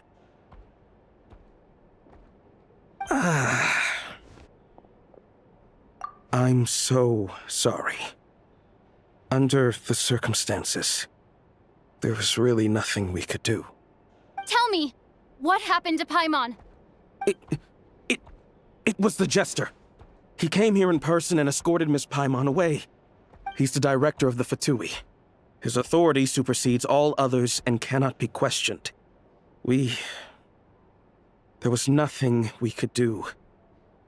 How long ago did he leave? And what was Paimon's status? It was about an hour ago. Miss Paimon was fast asleep at the time. The Jester simply walked off with her as if it was only natural. I assure you, he absolutely did not use any force. Do you know where they went? The Armory Palace, most likely. Lord Piero, the Jester, has been overseeing the experiments there lately, keeping a close eye on their progress. Everyone in the Fatui has heard about it by now. I'm surprised he came in person. Whatever his reason for taking Paimon, he'll most likely return to the Armory Palace first, which is exactly where we were headed anyway. Then lead the way, Odette. Okay, let's go. It's just up ahead. Quick, let's get inside. No, I'll go alone. You know I'm planning to force my way in. You're with the Fatui, so you should stay outside. I was hardly planning on taking you through the official channels anyway. I'm here to force my way in, just like you. I may be a Fatus, but I'm also Lelek, enemy of Project Stuzha. Paimon's safety is paramount right now. With me around, you'll have an extra pair of hands. There might be devices inside that are easier for an insider to deal with. If you say so. Let's go. There's no time to hesitate. What's going on? Wait, I remember this feeling. It's the curse of death. No, not now. Why is the curse of death striking again already?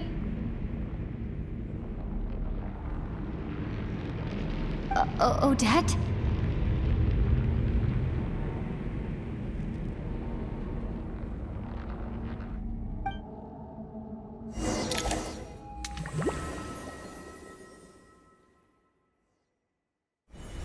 Is this the afterlife again?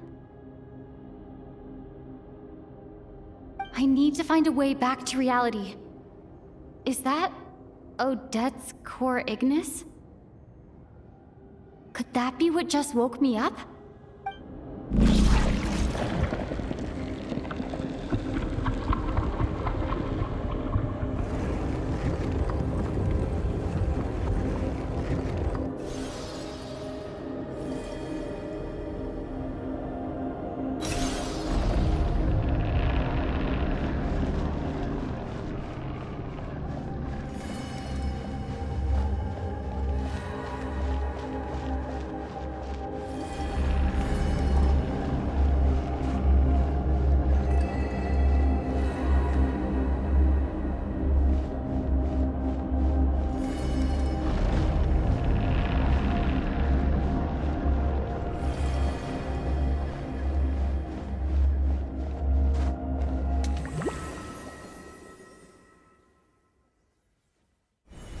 Odette! Odette! No signs of life, but past experience says that she should be resurrected before too long. Right? Did Odette intentionally use her core Ignis to guide my soul? I feel like something similar happened in a dream I had before. Thank you, Odette. If not for you, my soul wouldn't have found its way back to my body so quickly, and I might not have woken up so soon. But I'm sorry. I don't have time to protect you. I have to use the time you bought me to get Paimon back.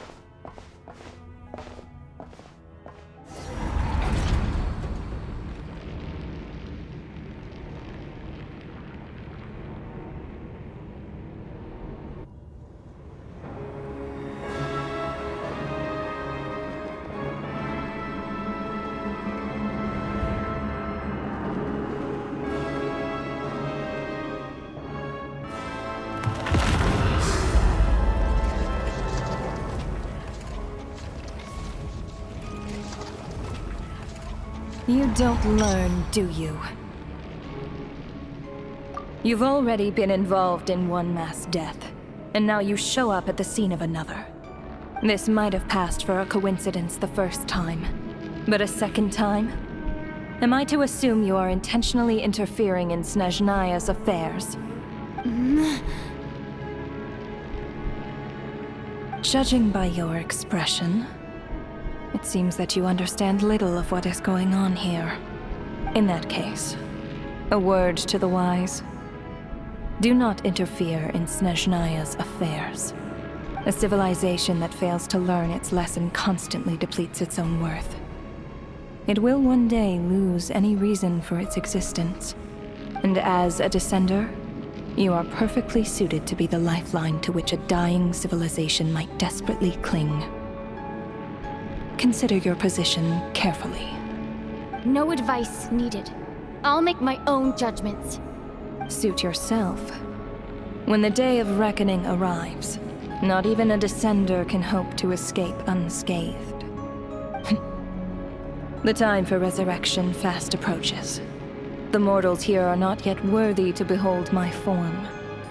So that will be all for today.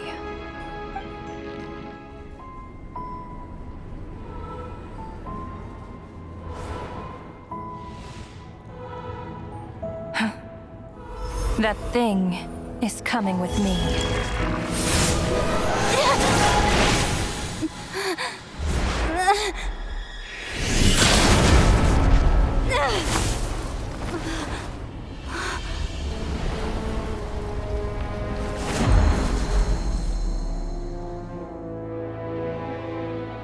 You awoke sooner than I thought. The curse of immortality is stubborn. Unable to enter the ley lines, yet not content to remain a spirit. Ruler of death, what do you want? You perplex me. Both you and you. That thing may be a creation of Celestia, but it possesses none of Celestia's power, let alone authority. Your obsession with it baffles me. No matter, the resurrection will soon begin. It's worthless anyway. I'll reclaim it next time.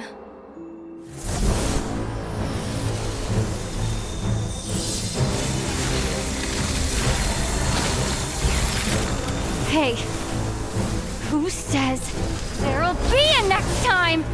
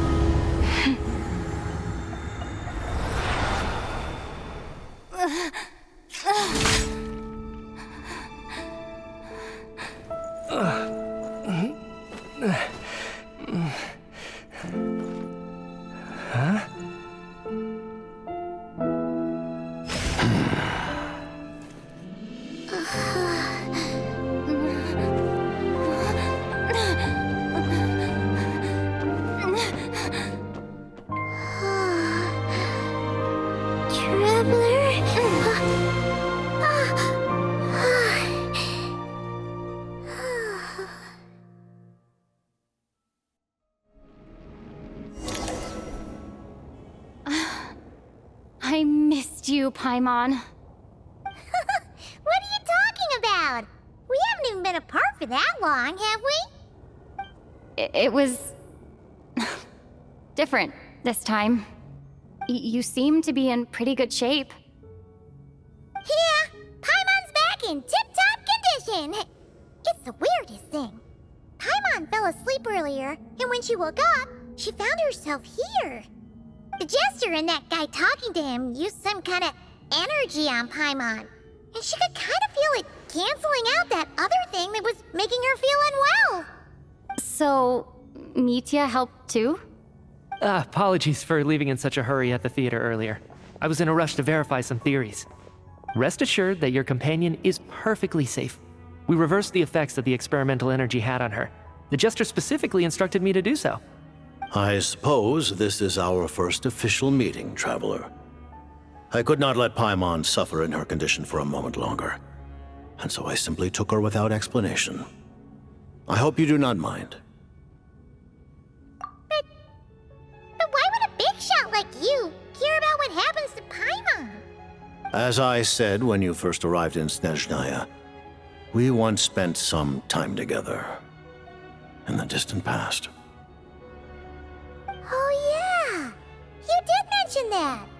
And Paimon did think you seemed strangely familiar the first time we met. I'm afraid the reminiscing will have to wait. Mitya, let us continue with the report. What conclusions, if any, did you reach from conducting the final experiment of our energy research ahead of schedule? The good news is, my hypothesis regarding the Ruler of Death has been verified. As for the bad news, I recommend we suspend the experiments and Project Mistleton until further notice. Currently, we have no means with which to make a breakthrough. I say this purely as a scientist, guided by reason alone. I will trust your judgment. We shall put the project on hold until the Ruler of Death has been eliminated. Wait, what are you guys talking about? You want to get rid of Renova? Like, how? By killing her? By whatever means necessary, so long as it removes the threat she poses to us. Until then, everything we do will be in vain. After what just happened, I've ascertained Renova's goal. Or rather, the trigger condition for the Curse of Death.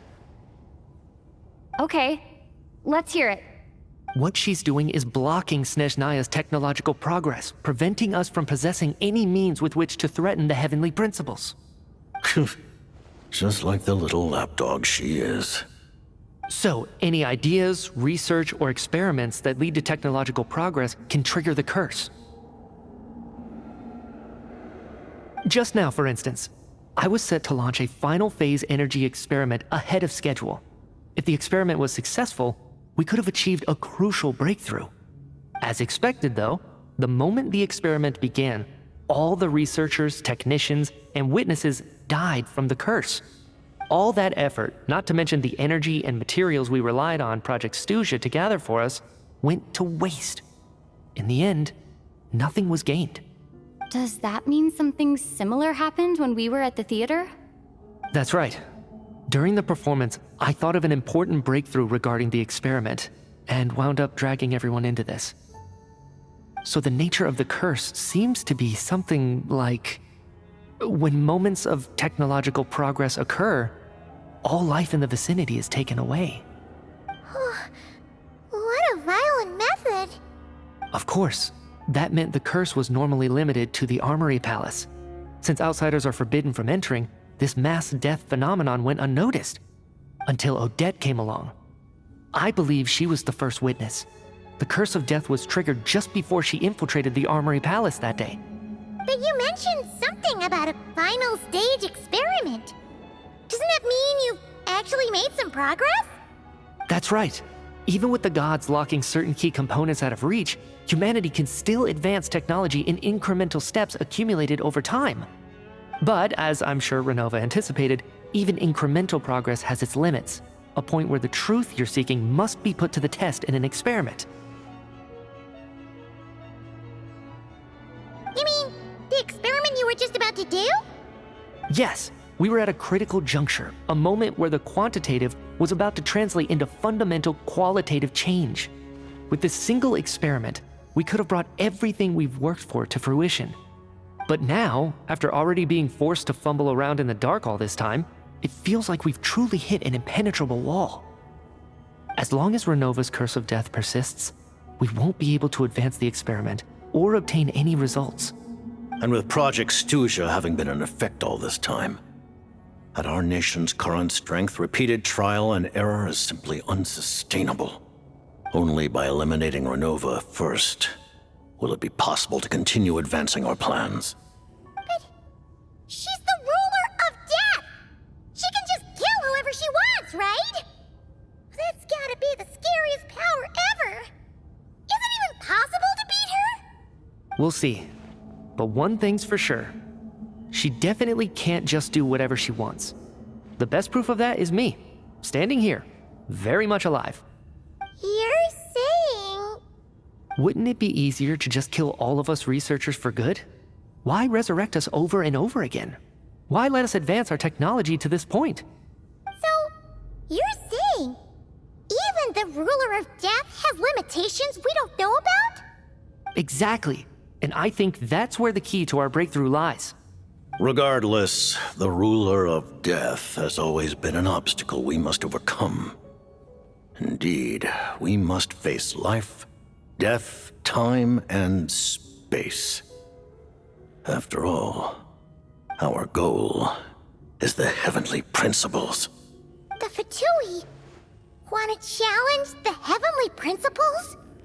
For a long time, I've had a vague suspicion the Fatui and the Tsaritsa were targeting the heavenly principles. But hearing the Jester admit it is still a shock. No wonder that Tsaritsa's goal has always been kept a secret from the people. What kind of road will that lead Snezhnaya down? In that case... Lord Jester, I would like to request some leave. I'd like some time to organize my thoughts and go over the data. Granted. Get some rest, put the experiment out of your mind, and take care that the curse of death doesn't affect any civilians.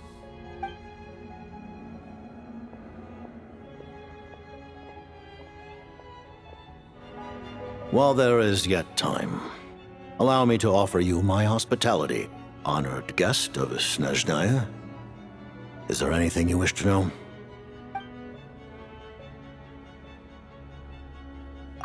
I remember hearing the term Mistelton from Columbina. Yeah! Paimon wanted to ask about that when the name came up just now. What is it? Paimon's heard of Project Stuzha, but not this one. As you know, Project Stuzha is a series of measures enacted to consolidate our nation's resources, the greater purpose of which is to serve Project Mistelton. Many of the things you have encountered thus far are essentially for the advancement of that project. This includes the Kuvaki Experimental Design Bureau in Nocturne. Researching Kuvaki was merely a facade. Its core objective was to use local resources and research findings to build Mistelton itself. And that's a weapon built for the final battle against the Heavenly Principles, isn't it? Huh? How did you know that? I was given some intel, and I made some deductions. Wait. You must mean that thing over there. Oh, Paimon's gotta take a closer look at this thing. Especially after you guys sent so many people to Nocturne to work on it. Kuvaki alone will not break through Celestia's defenses, let alone challenge the heavenly principles. The heavenly principles are no doubt accustomed to combating the power of the light realm, and elemental energy is simply the power of the human realm, converted to that form by the heavenly principles themselves. Any attempt to use this power against its creator would be a futile endeavor. For now, therefore, we have set our sights on the form of energy associated with the third descender and the stellar linchpins. This may hold the potential to allow Mistleton to contend with the heavenly principles. You could say that by reverse engineering the stellar linchpins to extract the energy within, we have obtained a source of anti-Celestia energy. The Kulagi Experimental Design Bureau, Project Stusia, and the new energy experiments. Huh. So, Project Mistleton is what ties it all together. And it looks like your plan is almost complete. No wonder the Ruler of Death came after you.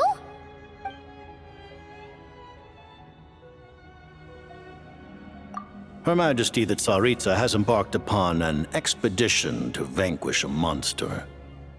Were it not for this, I imagine she would have been delighted to grant you an audience. Seems like the powers that be in Snezhnaya don't intend to hold my past conflicts with the Fatui against me. The Harbingers have been granted significant autonomy in retrieving the Gnosis.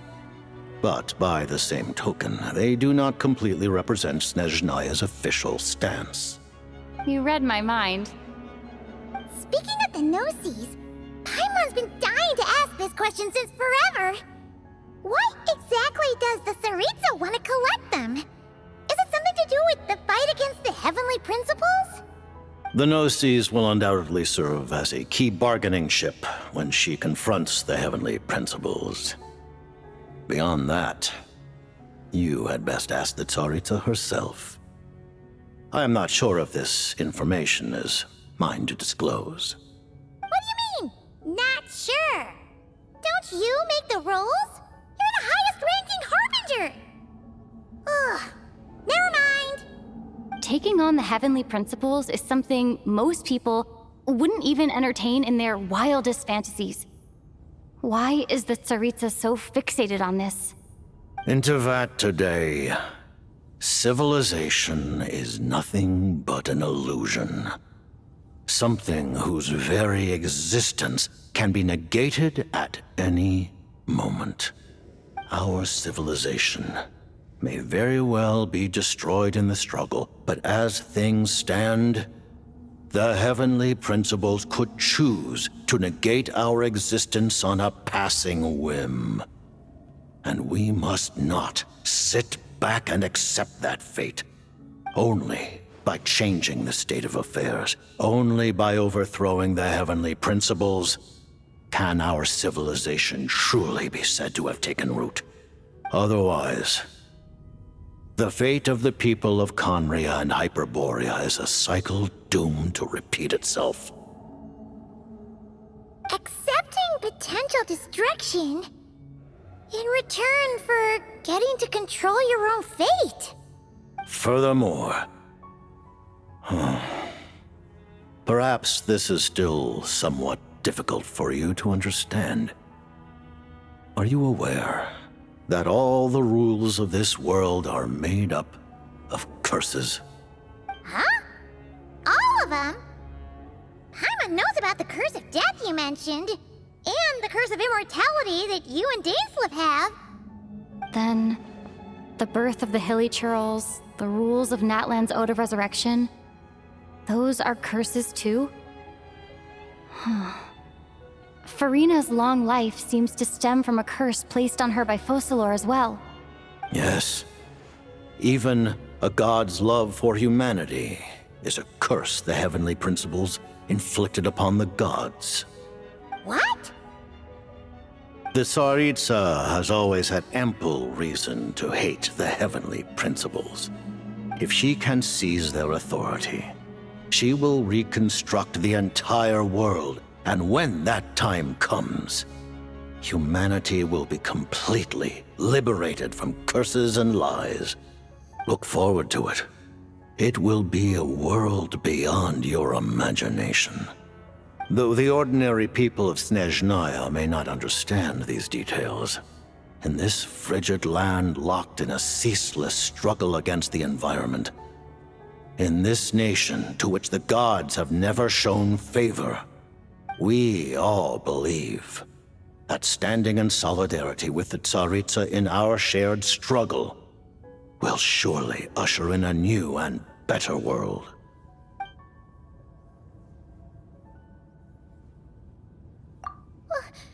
Paimon really doesn't remember. He's basically a stranger. You've got to believe Paimon. Allow me to explain. The reason Paimon reacted to the anti-Celestia energy developed by the Armory Palace is because she comes from Celestia herself. More specifically, she is one of its creations. Paimon? A creation of Celestia? Oh, right. I was blinded by anger earlier, but thinking back on it, Renova also said that Paimon is a creation of Celestia, but she lacks Celestia's power or authority. As you know, the lunar fragments in Nodcry were pulled down from the sky using Fatui technology. But the first application of this technology was in Conria over 500 years ago. I used this technology upon the heavens, and the response I received was none other than Paimon descending from Celestia. I presented her to the Vinster King, but he took no interest in this gift, nor did it satisfy him. Paimon then took up temporary residence in my palace until, of course, the arrival of the Cataclysm. Wait, Paimon's a little confused. You're talking about things that happened in Conria 500 years ago. You're saying Paimon was there for that? But Paimon doesn't remember any of that. Falling from the sky? Being given away as a gift? None of it. Having lived through the Cataclysm, perhaps you too were burdened with some manner of curse. Although, losing your memories would indeed be the smallest price I've ever seen paid. But it's not just her memories from Conria. Paimon doesn't even know how she spent the last 500 years. She only has memories from the past few years. No matter how hard she tries to remember. What was Paimon like back in Conria? Did she know a whole lot because she came from Celestia? Was she super smart? Unfortunately, when you arrived in Conria, your consciousness was like that of a newborn infant. None could say what kind of being you once were in Celestia. During the time you lived in Conria, your personality was no different from how it is now. Aw, man! Paimon's plan to get her memories back and become super smart is ruined before it could even start. You know, even though Paimon lost her memories, she still feels weirdly close to you for some reason. That must mean you took pretty good care of Paimon back then, huh? On the contrary, I completely ignored your existence. I was entirely focused on my struggle against Troptatyr the Wise. But now, as I see it, it is as if you are the only sane thing that survived that era of insanity. And thus, are worthy of protection. Noted. Man, Paimon's gotta stop projecting friendship on everyone she meets. But, Traveler? Even though you know Paimon's some creation of Celestia now, you still want her, right? You're not going to abandon her? Oh, phew! That's a relief. Paimon's just learning about this too. She's barely even processed it.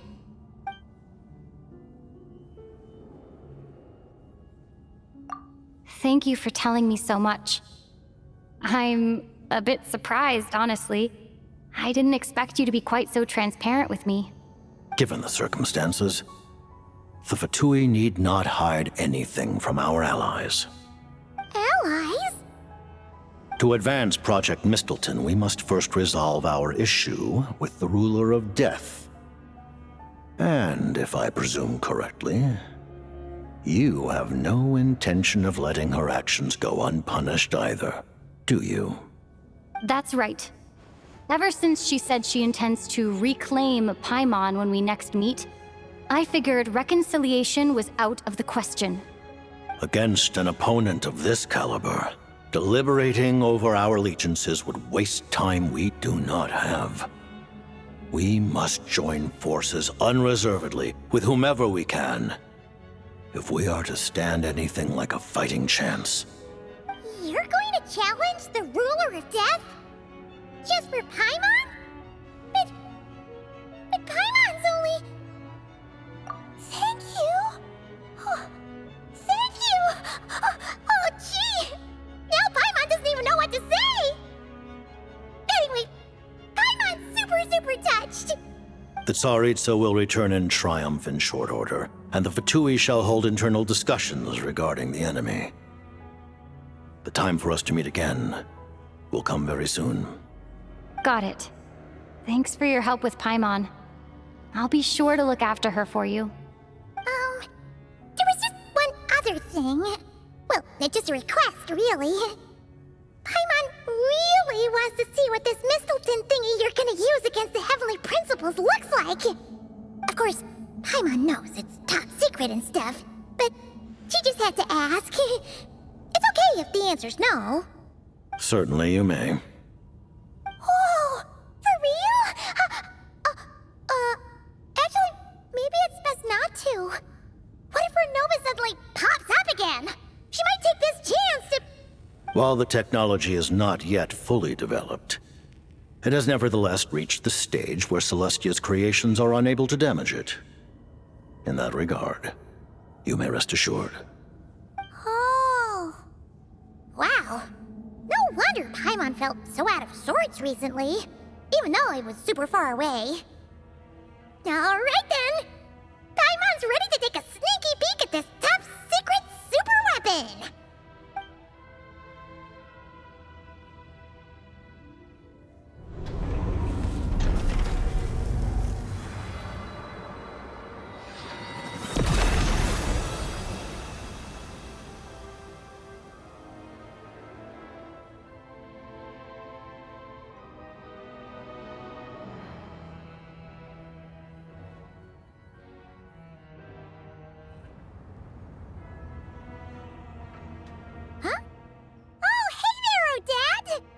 Paimon?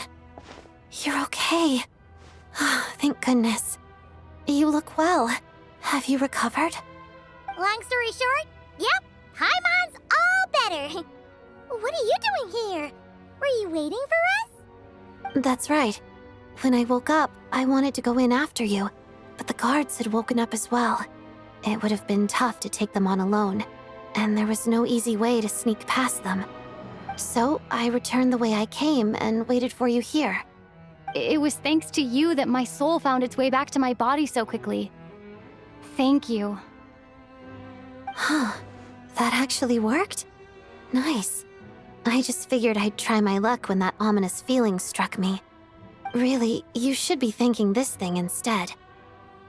Anyway, now that things here are all taken care of, I have other things I should get back to. Ah, Director Chuganov, you're back. We just received notice that Project Stuzha has been suspended, so we've convened an emergency meeting. This is the preliminary plan. In addition to expanding production capacity, we've also discussed feasible layoff plans to optimize revenue and expenditure structure. Our calculations indicate that the factory's profits will increase by at least 30%. Just give the word, Director. That won't be necessary. Leave the energy for those who need it. Whether they use it just to get by or to run a business, that's up to them. Start preparing to halt production and lay off the staff. Make sure the workers are able to land on their feet and that they are duly compensated. Thank you all for your hard work during this time. Am I hearing you right? Why? After all the tough times we made it through, now is exactly when we should start to turn a profit. I just suddenly don't want to do this anymore. Huh. Does there have to be a reason? Iskra, it's time to rest.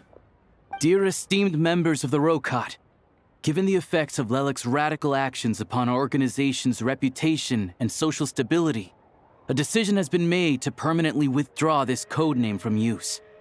Considering that Lelik did what they did for the benefit of the people, the Rokot has nevertheless negotiated with the authorities, ultimately securing a waiver for all penalties due to them.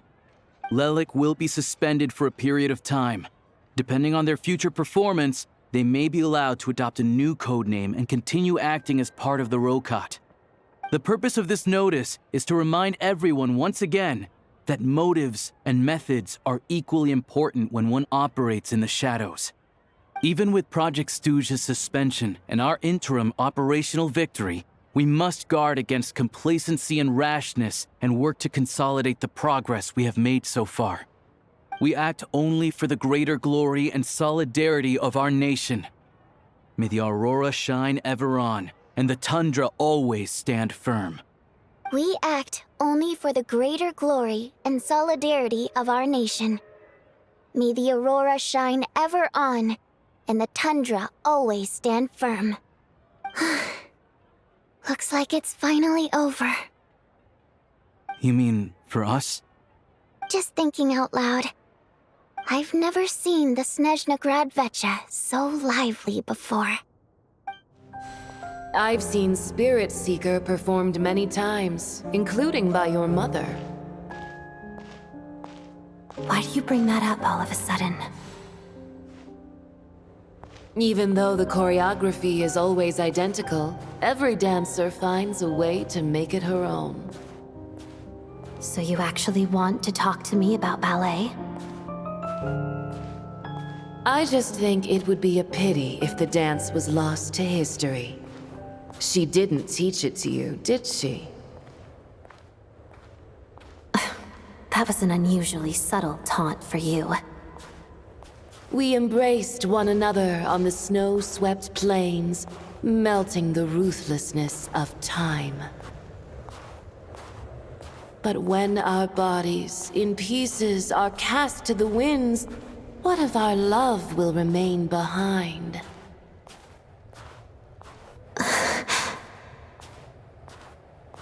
Don't tell me you can't sing. Shush.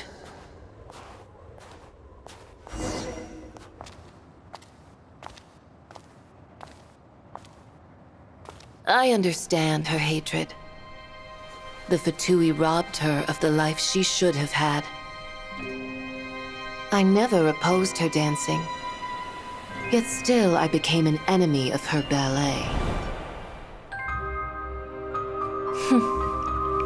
I'll just keep my distance. Many despise me. I'm used to it. You're certainly not one to shy away from confrontation. But children, they need a different approach. I'm hardly the most maternal figure. Yet, she is a child. In my experience, while a father commands authority, he must still yield to love.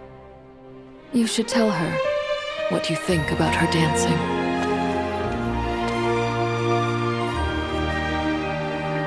Odette will soon take the stage at the Koralyevsky Theater. This could be your chance. Geonosis secured. It went smoothly. I'll be there. Have them send me an invitation.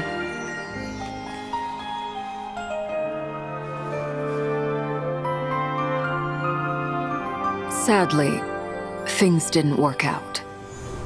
Her final words are inside that block of ice. This? Aren't these for monitoring her subordinates? Not yours. This one isn't her witch's flame, but my two worlds' flames. The two worlds' flames can burn away memories. It was my parting gift to Rosaline.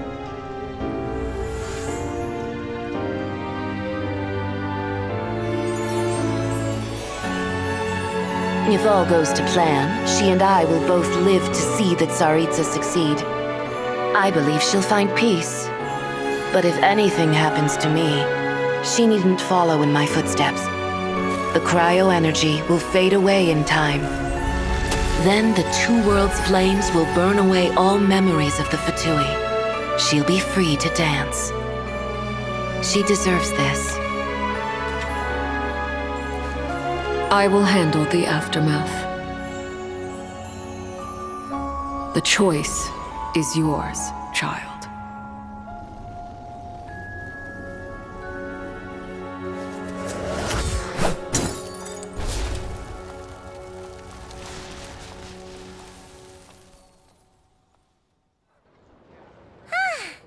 Fresh air at last!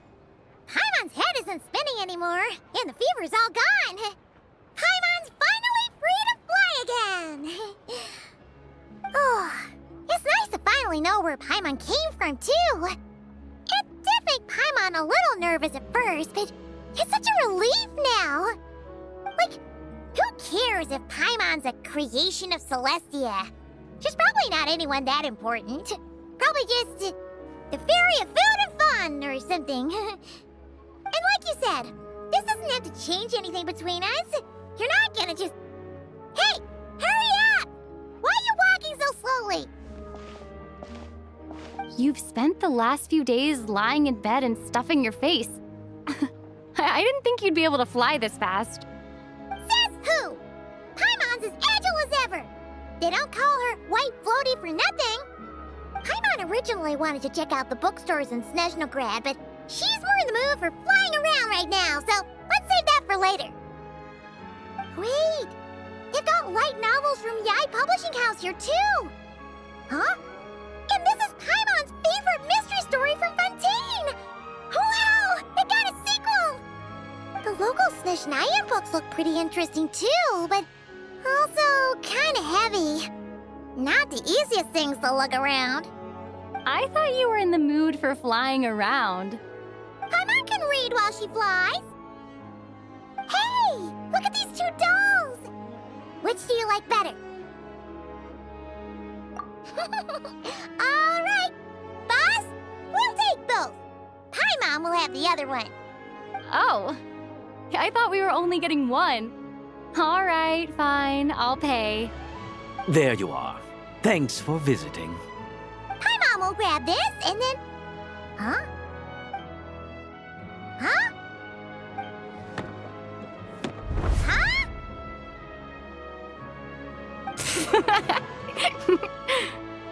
How many layers does this thing have? And what are you laughing at? Huh. You knew all along, didn't you? A whole bunch of people are gathered over by the plaza. Hey, look! That looks like Tartaglia! Hey, Tartaglia! I know that voice. Of course. If it isn't Paimon and my old comrade. You're looking well, Paimon. All better? Yeah! The Jester knew I was wrong and fixed Paimon right up! Thanks for sending someone to keep Paimon safe, too. Oh, yeah. About that. That was... kind of embarrassing. Who could have known that our director would go looking for you in person? So sorry for the misunderstanding. Oh, right. Let me introduce you. This is my little sister, Tonya. Hello, Tonya! Hello. Firstly, I'm really sorry about my brother. Sounds like he's caused you no end of trouble. Hey now, why'd you have to start with that? Not that it isn't true, of course. So she's the real Tonya. She said you two didn't manage to meet up at the theater. She waited ages for me, and when I didn't show, she got a little worried and went outside. I know, right? He didn't bother to say a word to me. I searched up and down the city for him, and he only told me about it when I finally caught him at the gates of Glupov. I've been rushed off my feet lately, so I didn't get the chance to go home. I just figured the Traveler would fill you in when she got there. Well, the snow was bad, and you're never late. So I was really worried about you. How was I supposed to know that you'd stood me up? I'm sorry, Tonya. I really am. I'll make it up to you somehow. Just... please don't tell Mom and Dad. Although the mix-up led to a series of misunderstandings, it's probably for the best that the real Tonya didn't get caught up in that mess.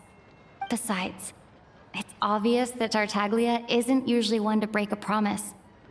He only gave his ticket to me because he had to look into Lelek. No, it's fine.